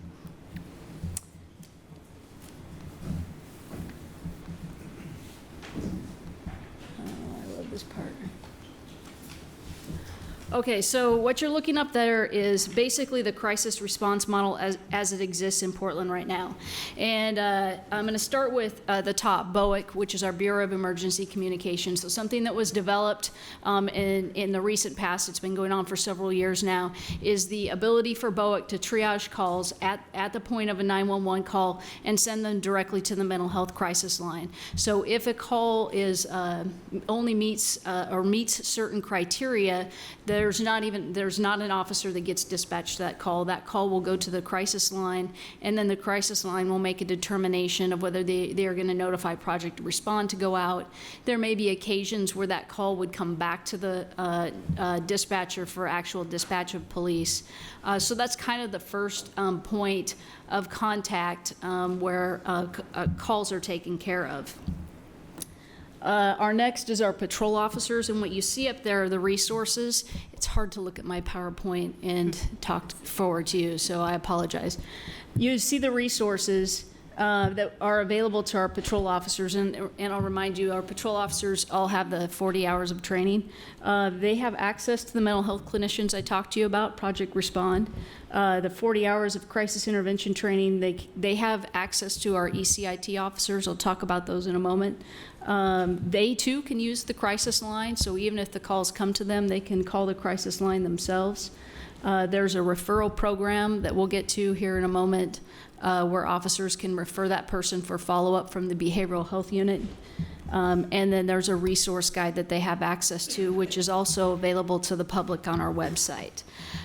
So that's our patrol officers. So the police bureau, as part of the creation of the BHU, not only was our unit created, but we started in 2013 the ECIT program, which is our enhanced crisis intervention team. It is our shift to go back to part of the important pieces of what the Memphis model provided, which was voluntary officers who are selected based on their skills to get extra training. An ECIT officer gets an additional 40 hours of training. So in Portland, our ECIT officers, right now we have 78, although through attrition, we have a little, probably about 10 less than that actually working in a patrol capacity. And when I mean attrition, I mean people who've promoted to positions that aren't in patrol or not actually being able to be used as ECIT officers. And we're going to do another training actually this month, next week, of another 25 officers. So our ECIT officers are out on patrol. That's their regular assignment, but they've got some additional training. And you can see up here, 40 hours. And this is what primarily we've tried to add to their training. And I'm going to actually let Amy get into that in her part. So the post-call, that's us, BHU. So just to, one thing that I like to make sure people understand very clearly, the Behavioral Health Unit is the Bureau's attempt to be proactive while dealing with mental health, not to be reactive. We do not respond to radio calls. We are not tied to the radio. Our role is to be proactive and try and work with people before the moment of crisis, not after. And sometimes it's moments of crisis on the street that will bring those people to officers' attentions, but many times officers are anticipating that buildup. They're seeing things happen in their districts with people, and they're making the referral to us, and we have the ability to try and get out in front of that crisis, which is our goal. We connect people to resources. We are not a mental health resource. Even though there are 3 clinicians who work with 3 officers, and they go out in a partner pair, which is our BHRT cars, we don't actually do any mental health work ourselves. We also have the service coordination team. I'm not even going to touch that because Emily has agreed to come tonight to talk to you about that program that she manages. Just a quick look at our structure. You'll see that the Behavioral Health Unit, my boss is the commander of Central Precinct, Sarah Westbrook, who's sitting in the back. Thank you, Commander, for coming. BHU was left in the operations branch of the police bureau. So there was a specific decision to leave us there because our officers actually go out on the street in uniform. So even though structurally I'm there, we do respond citywide. So we're kind of a unique unit in that way. And there's the program manager, which is Emily, myself, 2 sergeants, 3 teams, officer clinician teams. Emily has an officer assigned to her. Amy is the CIT coordinator. And then we also have a crime analyst who helps us on the data piece. You'll see the dotted line over to the training division. We have a very strong connection to the training division because of the ECIT program. And not only that, but Dr. Elizabeth Gerritsen, who is the mental health training specialist, who I believe will be coming to do a presentation for you guys. She works in the training division, so we have a very strong connection there. This is our stated mission. The mission of the Behavioral Health Unit is to coordinate the response of law enforcement, the behavioral health system to aid people in behavioral health crisis resulting from known or suspected mental illness or drug and alcohol addiction. It's a pretty clear mission.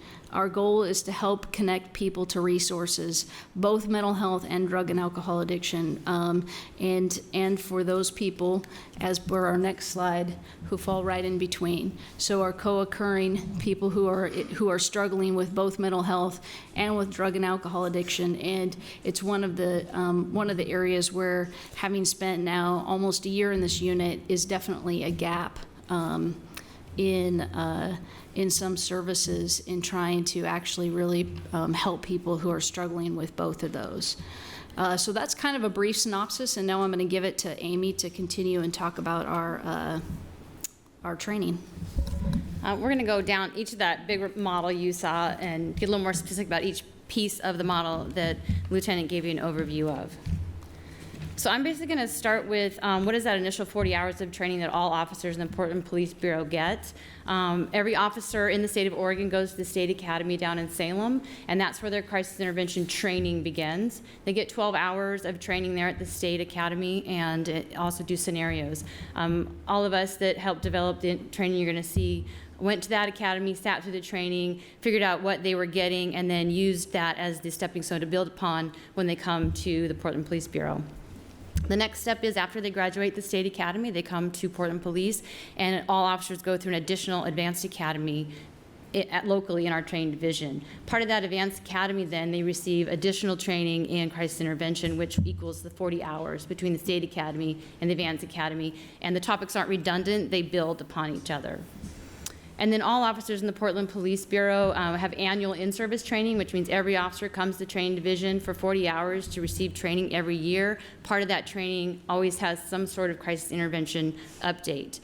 This year it was a scenario that we went through that had to deal with a person in crisis with a weapon and how to de-escalate that situation.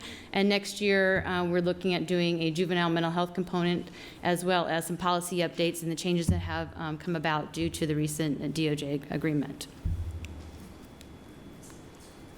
So with everybody getting 40 hours of training, we wanted to see, what do we want these enhanced crisis intervention team officers to be able to do? And we came up with 3 primary objectives. The first one is do a better risk assessment on these crisis calls they go on. And what that entails basically is looking what's behind the behavior of the person. How do we determine what's creating this behavior, and how risky is it? A citizen calling in something can look really scary to a citizen, but when you really drill it down and figure out that situation, it might be that person's baseline. They just might talk really loudly. So how do we train officers to determine that risk assessment when on these calls? The second is a crisis response resource. These officers receive 10 hours additional of just crisis communication de-escalation training. And you'll see kind of what that breaks down to on the next slide. And the third thing we want them to do is connect to resources. As you know, police often are limited. You know, they think jail, hospital, that's where I can take people. We try to work with these officers to what else in the community can we use, families, case managers, what else can we tap into to help us resolve these calls, crisis calls that they're going on. So this is what the basic outline of the 40 hours of the enhanced crisis intervention training looks like.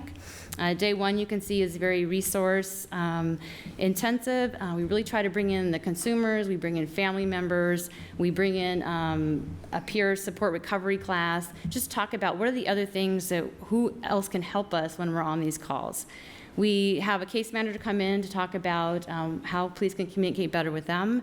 And we also bring in the mental health resources that are within the criminal justice system. So someone may have to go to jail, but that's not the end-all be-all. There's resources behind that door that we can coordinate with to get people help if they need it. The second day, we talked about the risk assessment. You can see there how to assess risk level. Psychosis and communication we're adding in this year, getting more practice in talking to someone who's in a delusional state.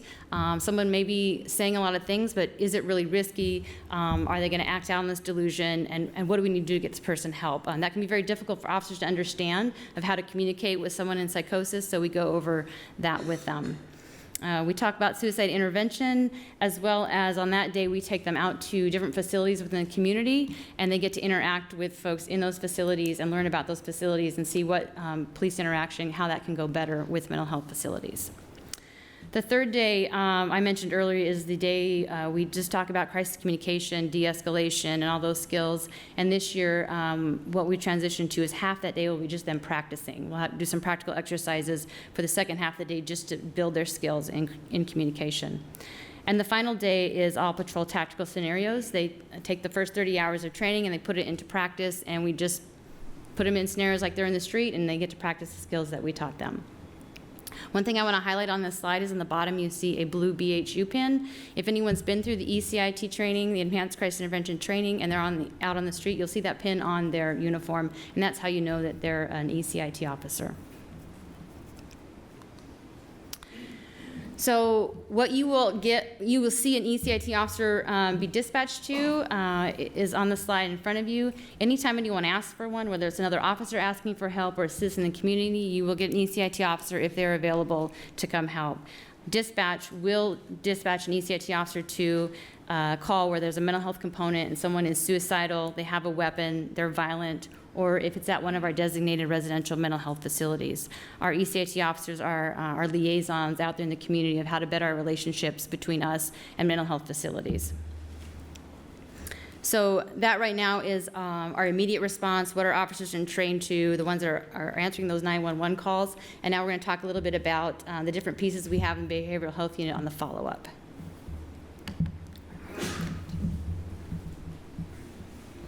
Again, I'm Emily Roshan, Program Manager for the Service Coordination Team. Also have an officer, Officer Christian, that's assigned to the Service Coordination Team as well. Who we serve are those who are having frequent police contact that is really driven by addiction, unstably housed. A little bit of background, we are under the umbrella of the Behavioral Health Unit. A little bit of background with the Service Coordination Team has actually been around since about 2006. This was actually a proposal made by an officer, Officer Myers. He's now Detective Myers. He was really seeing this pattern of folks going in and out of jail, a lot of frequent police contact, but nothing changing. So he developed a lot of relationships with Business Alliance, neighborhood associations, the community, service providers, and really wanted to find out, how do we break this cycle? So his proposal was, well then, the underlying issues are addictions, unstably housed, and that leads to that frequent police contact and being in and out of jail. So, which then became the Service Coordination Team. So So again, we've been established since about 2006, 2007.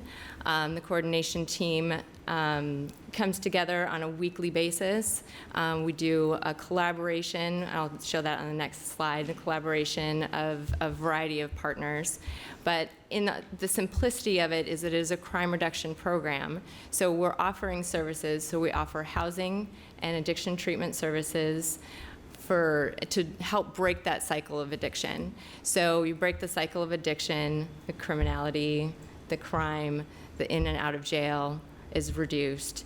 This also changes the lives of our participants and maximizes resources. So it's much less expensive to provide resources than jail beds or the criminal justice system.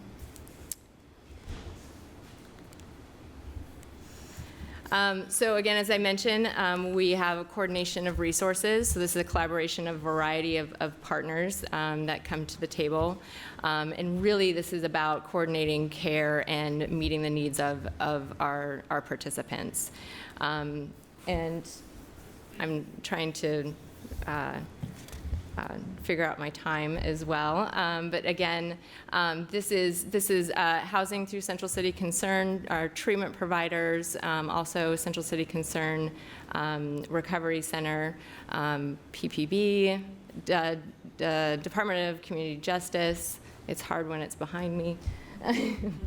Sheriff's Office, Portland Patrol, Clean and Safe, district attorneys, a lot of external service providers as well.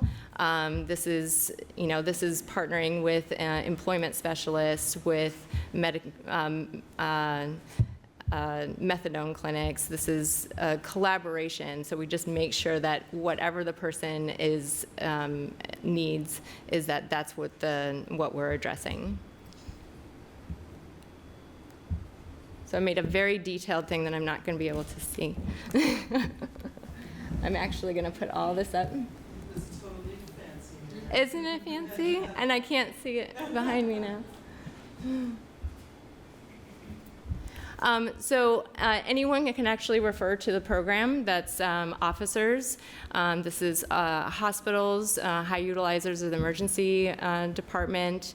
Our service coordination team officer actually partners with an outreach specialist through Central City. They go out and do street outreach, do a lot of education with different service providers, shelters, pass out cards. This is how you can get into the program. To courts, DAs, parole and probation, and also I'd really like to highlight that anyone can actually walk off of the street into the program and say, hey, I'm interested in services, and we can see if they meet criteria. We come together again, collaboration of resources with the referral meeting. Someone meets criteria. They go and learn about the program, so it is kind of an exchange of like, we're going to give you services, this is your expectations, and then they can get into a room at the Golden West. We have 24 low barrier rooms at the Golden West, and low barrier means we don't expect a person to change right away as they walk into the door. So this is a treatment readiness. They don't have to stop using right away. This is about treatment readiness and addressing some of those basic needs and kind of taking a breath. There's case management. It's 24-hour staffed, and a really big piece here is also the engagement piece, and we use peer mentors for that piece as well, and also our outreach case manager. During that time, then it's we do referrals then to addiction treatment program. Our partner is with Central City Concern Recovery Center, but that does not mean that that's the provider that the person has to use. They might be connected to other services or need more like medically assisted treatment.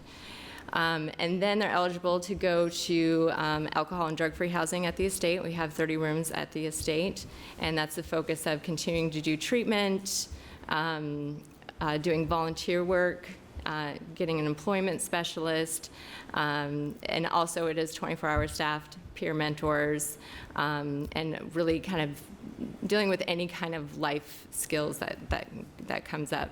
Also working on housing barriers, because we do need to kind of think about next steps. So working on, we have a housing specialist that's really trying to work on breaking down the barriers for next step for permanent housing. The person could actually stay up to a year on alcohol and drug-free housing, rent-free. And the next step is actually permanent housing, so help the person get into permanent housing. And we also know that permanent housing, there's things that come up in permanent housing as well. So we offer full services for a year after permanent housing as well, just continuing with those life skills recovery supports. I think I hit it all without looking at the slide. Oh. And then I joke that then we actually hire our graduates to work in the service coordination team. And just a couple hours ago, I learned that we hired 2 more graduates that work with the service coordination team. Very proud of that. It's very exciting.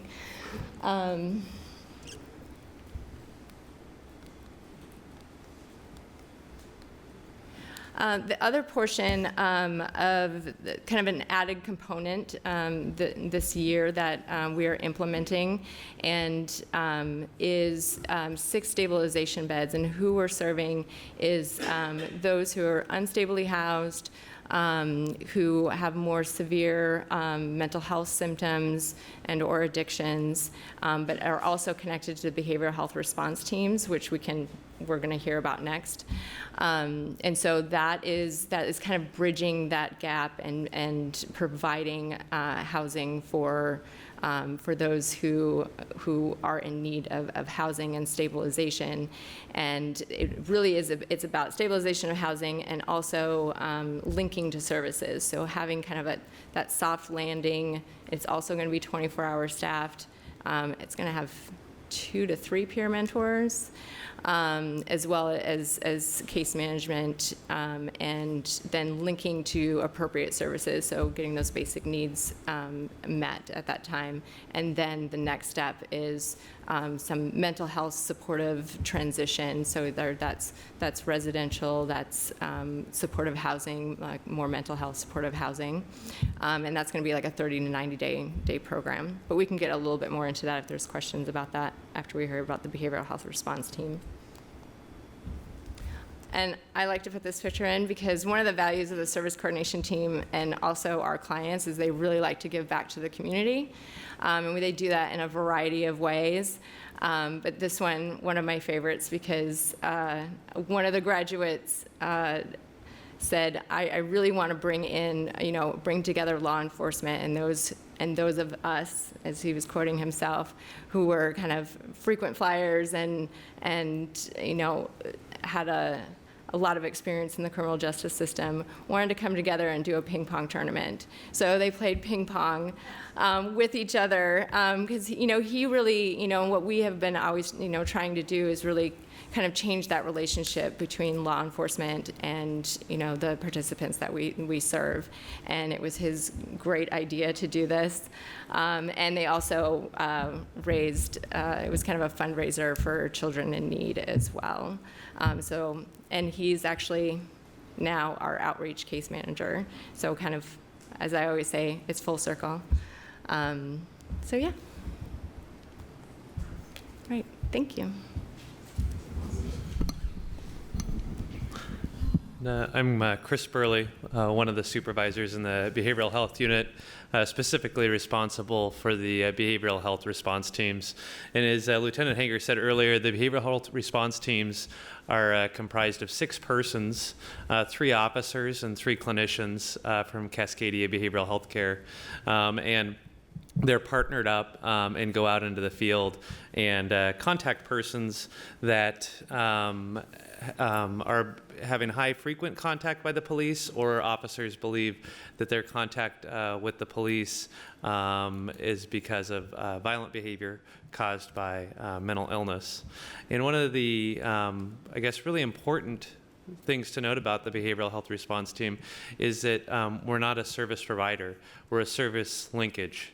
And so the purpose of our officers and clinicians is to go out into the community to be able to contact people where they are at a particular time, so that we can try and get them the assistance that they need so they can work towards recovery with their mental illness. And I think it was mentioned earlier today, sometimes people don't feel comfortable to go into, whether it be a police precinct, into their doctor's office.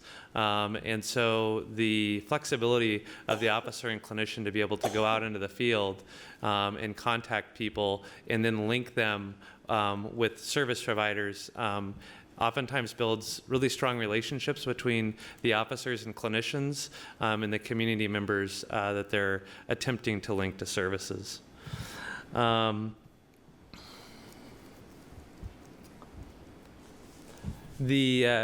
BHRT officer goes through a considerable amount of training. In addition to the ECIT course, which Lieutenant Hager and Officer Bruner Denhart discussed, they also attend a training that's put on by the Civil Commitment Program. And this is usually a 2-day training, and gives the officers an understanding of what a civil commitment investigator is looking at when they're deciding if a person needs to be kept in the hospital because they have mental illness.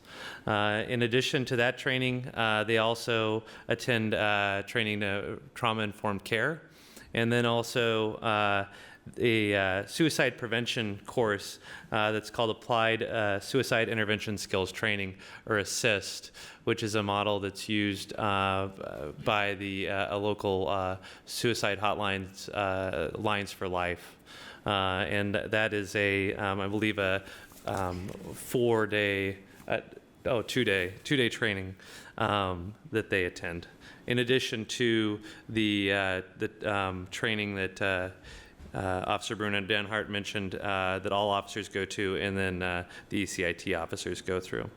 So as the officers work with and try and connect persons in the community that have mental illness and are coming in contact with the police, they find out about who they're going to who it is that they should be contacting through a referral system.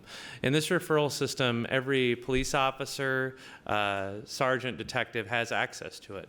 And it's on the icon on all of our computers at the Police Bureau, and it allows officers to send a referral to myself to look at, to say, okay, we've had contact, but we've had frequent contacts, or we have a fear that this person is nearing a crisis and we need to get out, we need to try and link them with services. Or maybe the person tells the officer that they're already linked with services or have been in the past, and try and get that connection piece to come back together. So this is a very efficient, in my opinion, way of officers getting information from the field where they're at to us, so that we can work with persons that have mental illness. When the referral comes in, what we're going to look at is, what is the reason for the referral? And one of our major concerns is, does a person pose a risk to others? And if so, that person is going to be immediately assigned to a BHRT, and they'll begin working with that person, trying to not only just work with the person, but figure out what is the best method to go out and begin to engage this person. Should we do it over the phone? Should we engage other community members to help us do that? So kind of coming to the officer and clinician deciding what is the method that they're going to go about to do that. In addition, we would take into account, is this person being referred to us because they're having frequent contacts? Are they dialing 911 every night because of delusions that they're having? And officers are having to respond to their residents every night to come get there to find out that what they're reporting is not actually happening, and then tying up precious police resources. Is a person escalating in their behavior? Are they causing concern to their neighbors, local businesses, or other family members? And is this a sign that they're something in the future is going to happen that hopefully we can get in front of to change the path of their current escalating behavior? Then we look at is a person a risk to themselves? And then at the bottom we have other. And other can be a broad range of different factors. Sometimes we have persons that are calling in and threatening government officials or other factors such as that.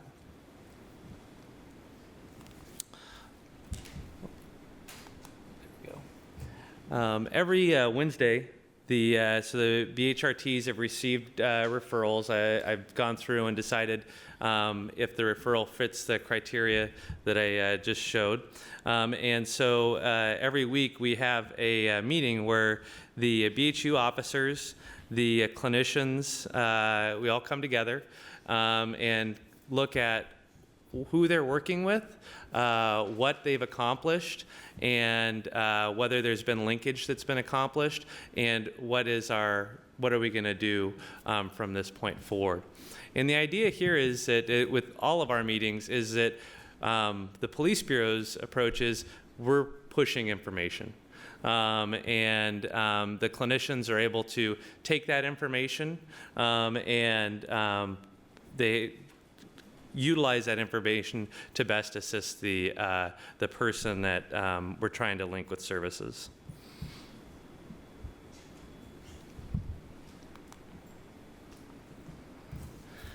And then every other Thursday, we come together as a larger group and work with multiple service providers and community members to try and provide services and linkage to persons in the community that are having difficulty staying engaged with services, that possibly are going in and out of jail because of mental illness. And trying to again, inform, whether it be jail mental health, the mentally ill offenders parole and probation program, that police are having contact with this person. We believe that they're coming in and out of jail, and that we would like to try and provide them services so that we can stop the traumatic events of having police contact, having introduction into the jail system, but rather instead connect them with services so that we can try and stop that cycle and stop them from being introduced into the jail system, which can be a very traumatic experience for them. And the list of partners are up on the board. I'm not going to read through all of them, but we're very fortunate, I think, that every Thursday we have all these persons takes time out of their work to come and join us and to try and help the persons in our community that have mental illness. And then lastly, we are also a part of the, we work with the Multnomah County Threat Advisory Team, and this is a team that comes together when persons who may have mental illness or may not are brought to the attention of the advisory team that they pose a danger to the community. What has been discovered that oftentimes, sadly, persons that go out and do traumatic events such as active shooter, we just had the Umpqua Community College shooting, that sometimes people have observed certain characteristics, and when community members or local law enforcement or schools have concerns about members of the community that they think might be nearing that, they can present that, and we can try and figure out how can we get in front of this person to stop a tragedy from happening. So with that, I'm going to hand it back over to Officer Bruner Denhart. So being a new unit, we're just coming up on our 3 years, one of the most important things for us was to get out there and explain to everybody who we are, what our goals were, and how we could help in the community. So I'm going to go over some resources that are out there available to everybody. Starting off, we, of course, got a web page, and everything I'm going to talk to you about is linked to our web page. It's City of Portland, Portland Police Behavioral Health Unit. You Google that, and you'll get to our website. The next thing we do is a quarterly newsletter. We started out monthly, but just the workload for us got a little overwhelming, so it's quarterly now. Again, this is available to the public, and it kind of highlights changes in our program, good news stories in the program. We introduce behavioral health unit members in the newsletter, so if you're interested, that's all posted on the website as well, and I believe the past newsletters are there too, if you're interested in looking at them. One thing I brought with us tonight, and I know the COAB members have them, and there's some on the table, it's basically a brochure of everything we're talking about, what the BHU is in a trifold. And we try to bring these everywhere we go to get word out of who we are, what is an ECIT officer, and how do you call them, how do they get dispatched to a call. So please take a look at this and take one if you're interested in that. And we do have more available if you have any other community events you'd like us to bring them to. The second thing we did is we sat down with NAMI, and one of the requests when we went to a panel there was families really didn't understand what they needed to do when police came to their homes. And so we sat down and worked through a brochure, just that, laying out, working with emergency responders. When you call 911, here's what to expect, here's what to say, just all those basics that I think we as police take advantage, people know, but they don't. And so getting that two-way communication going. We also developed a comprehensive resource guide, and we started this out for officers because police officers don't know all the community resources that are out there. And when they're on a call, we kind of want them to be able to leave people with something if they're not able to help immediately. Who can families call, or people that are having trouble call? And so this resource guide is about 12 or 13 pages long, and we broke it down: juvenile mental health, people that'll take free mental health, just any category you can think of. So we link this on our website. We link it for the officers in their cars. They can hit a link and get this, and they can basically look up a resource for a family or guide the family to our resource guide on our website if they don't know where to go. For officers, they like a little more abbreviated thing, so out of that resource guide, we have this card, and it's actually double-sided, and it's got kind of the key major ones that we seem to refer a lot, and so they can take this card out, and they can circle a phone number and hand it to the person on a call that they're on. So big ones are crisis line, we have NAMI on there, just the major ones that we know that officers are going to frequently want to leave those numbers with when they respond to crisis calls. Another thing is that we talk about with our officers and with the community is the Disability Accommodation Registry. I know this is going through a name change right now, but what it basically is, it's self-reporting. People can self-report what they want police to know when you have interaction with them. It could be anything from, I'm wheelchair bound, and if you're knocking on my door, it might take me a long time to answer, or if you encounter me and I seem not to be in a right state, call this person, they can help me. And so what they do is you fill out a form, you send it in, and this message goes into our system when your name is ran. Again, it's all self-reporting, and anytime you don't want that in there, you can request to have it out. So we encourage people that know if I'm in crisis and I'm going to have interaction with police, this might be really good information for the police officer to know because they don't know me. So another thing we try to gather with the community to help share that communication between us when we're responding to calls. Some of the resources that we use frequently as police in the community right now, if the person does go to jail, we do have mental health court in Multnomah County, and we liaison through the meeting Sergeant Burley was talking about on Thursdays. We have the mental health court DA there, and if we think that someone is appropriate for that route, then we try to coordinate that to happen. And for those of you who don't understand mental health courts, they do plead guilty, but they plead guilty and it's treatment that they're getting versus jail time. And so it could be really beneficial to someone who has committed a crime and it does need to go through the court system. Mental health court could be a good option because the result is they're getting some treatment. We use Cascadia, we have a great partnership with them. All officers have access to Project Respond 24 hours a day. We also use the urgent walk-in clinic. It is voluntary, so officers can take people there if they're in crisis and they want help. And then we also encourage them to use the county crisis line as much as they can when they're on these calls.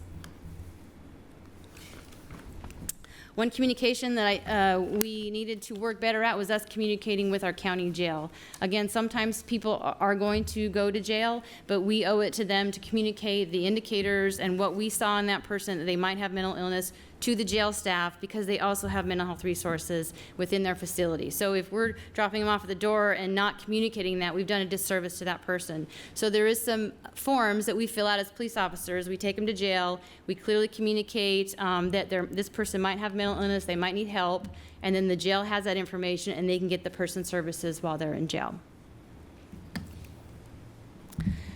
And the final, my joke is my alphabet soup slide, but really what this is showing is the Behavioral Health Unit is now a unit that can strictly focus on partnerships.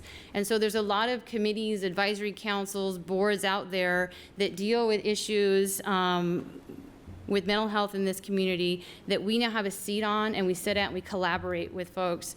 And bless her heart, the lieutenant sits on most of these. But what it has is develop a partnership not only with helping police resolve crisis calls. A lot of the folks on these advisory councils also now, when we want to conduct training, they're there for us to help train our officers. They give suggestions on what is good for officers to learn. So this is an invaluable collaboration that we've developed. All right.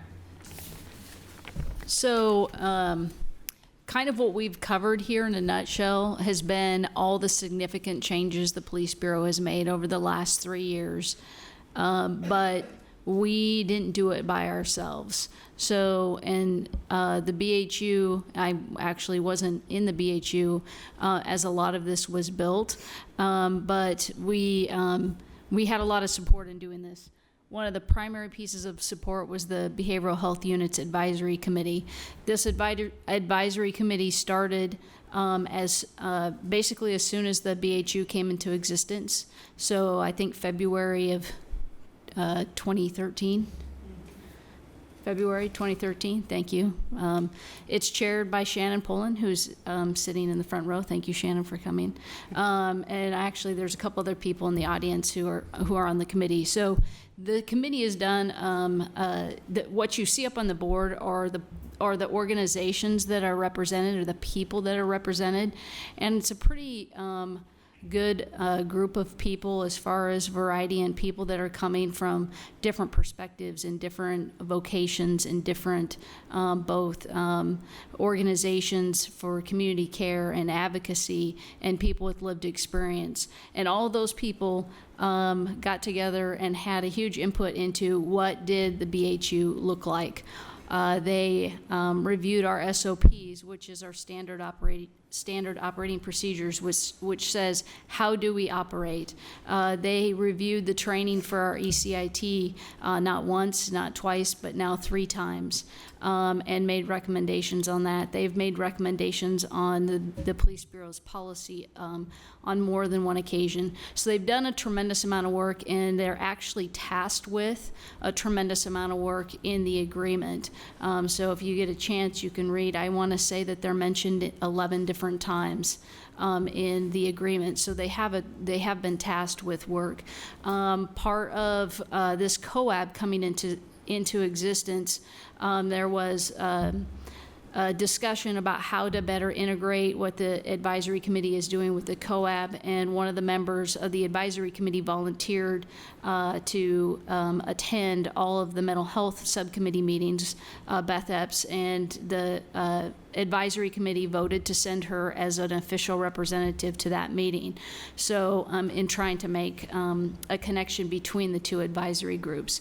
So they've been instrumental in shaping the Behavioral Health Unit.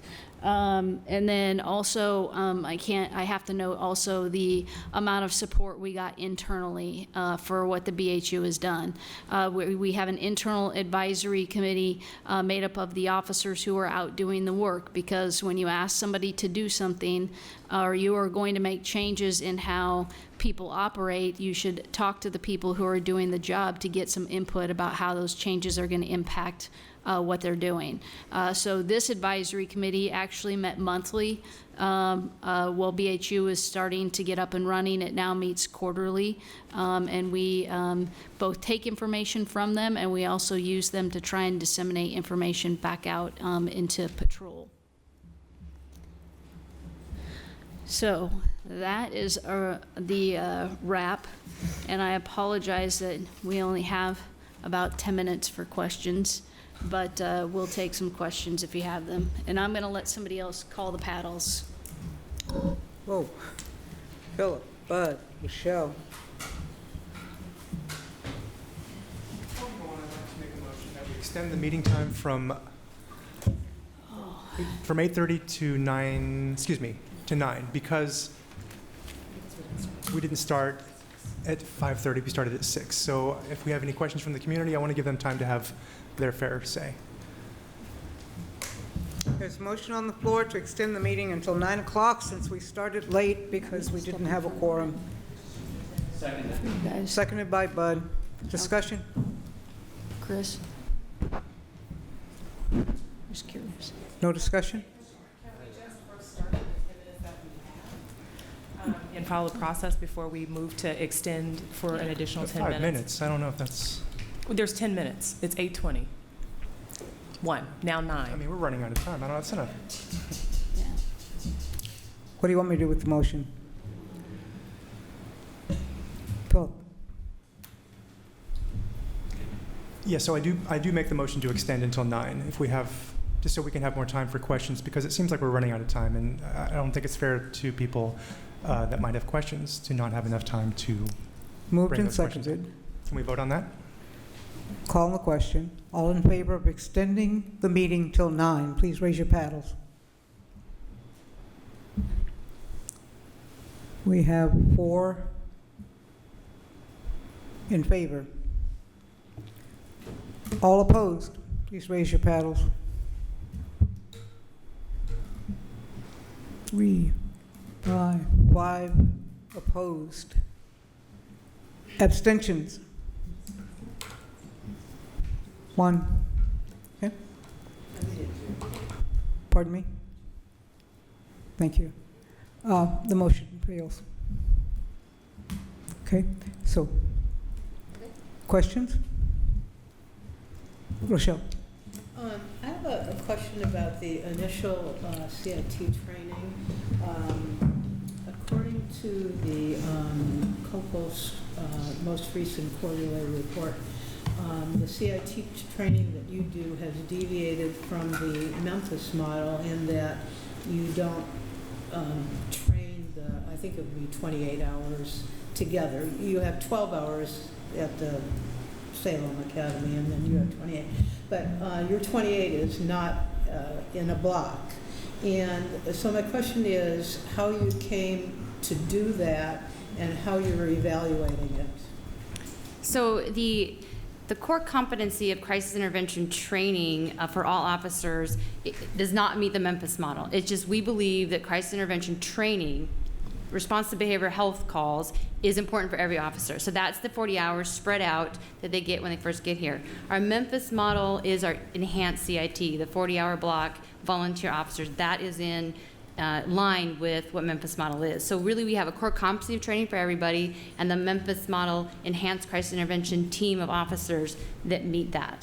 So my question still is, why do you spread it out? Like if you're teaching something else, maybe you don't spread it out, but the CIT is spread out. In our, and I'm going to not totally defer this question, but in February, I believe we're coming, Dr. Elizabeth Garrison and myself are coming just to talk about training, about CIT and ECIT, so we can get more in depth with that. But we do, in our advanced academy, we don't do all firearms in 40 hours. They do firearms for a week, and they do some other stuff and integrate that. So it's similar to what we do for the other topics, defensive tactics, firearms, CIT, law. Those aren't all in straight blocks. They're weaved out throughout the 12 to 13 weeks that they get training. Is there an evaluation process? If you don't mind, could we do those questions when we come back in February? All we're going to talk about is training for that. I think it would be a good use of our time. I think Bud. I'll try to be brief. Actually, a community member named Chris Hampton asked me to bring some words from him to you tonight on his behalf. He was not able to attend himself.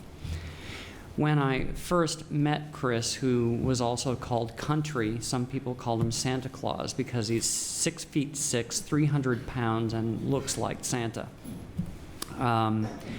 Chris was bumming cigarettes on the corner of 5th and Washington when I first met him. As time passed, I got to see Chris devolve into addiction and alcoholism. I got to see Chris become the second highest consumer of emergency services in Portland in the year 2014. I got to see Chris go through liver failure. I got to see Chris lose his toes. And I got to see Chris disappear for 2 to 3 months at a time when he would go on benders. And most of us would think he had probably died. And then he would mysteriously show back up. Thanks to Central City Concern and Brandon, and also thanks to the service coordination team, I got a phone call from Chris about 3 months ago from his apartment where he has permanent housing, where he lives, where he has been clean for over a year, where he now cooks his own dinners, and where he is trying to now find himself a job nearby where he lives. And he asked me to just bring that to you and say thank you. Thank you, Bud.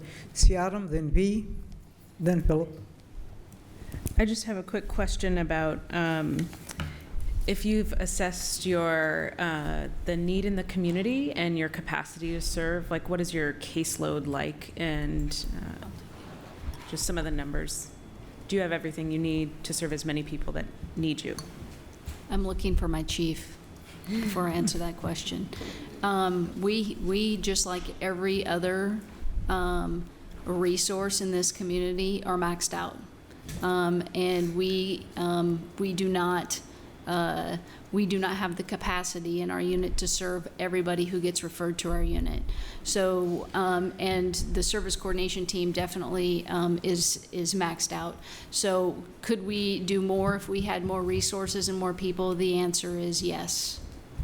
What percentage of folks who end up being able to access your services, I'm asking about like percentages, like what percentage are referred, or do you get through referral, and what percentage are you able to serve of that larger referral? So I can give you general, I don't know the exact, but I can tell you we get over 1,000 referrals a year, and for the behavioral health unit side, I'm not sure about the service coordination team side, and we do about half of that. Specifically, all the specific numbers are actually reported to the DOJ, but I don't have any of that. You have any general? General, I think that we had over, I'm looking at Frank, our data guy. I think last year we served over, I think, about 150 participants, and referrals, I think, were about 500 to 700. Yeah? Okay. That doesn't mean that all of the referrals are appropriate referrals as well. So there's that percentage, that we'd have to break down to. Okay, V. Thank you. So, just want to make sure I get this right, because that was a dense. Yeah. So, as I understand it, and please feel free to correct me as I go along, but I have a couple of questions. So whoever and wherever they fall, please answer them, if you can, of course. So, as I understand, it's a crime reduction program. How do you all determine what the criminogenic risks are? What evaluation process do you go through? And how do you perform process tracking? Is that data available?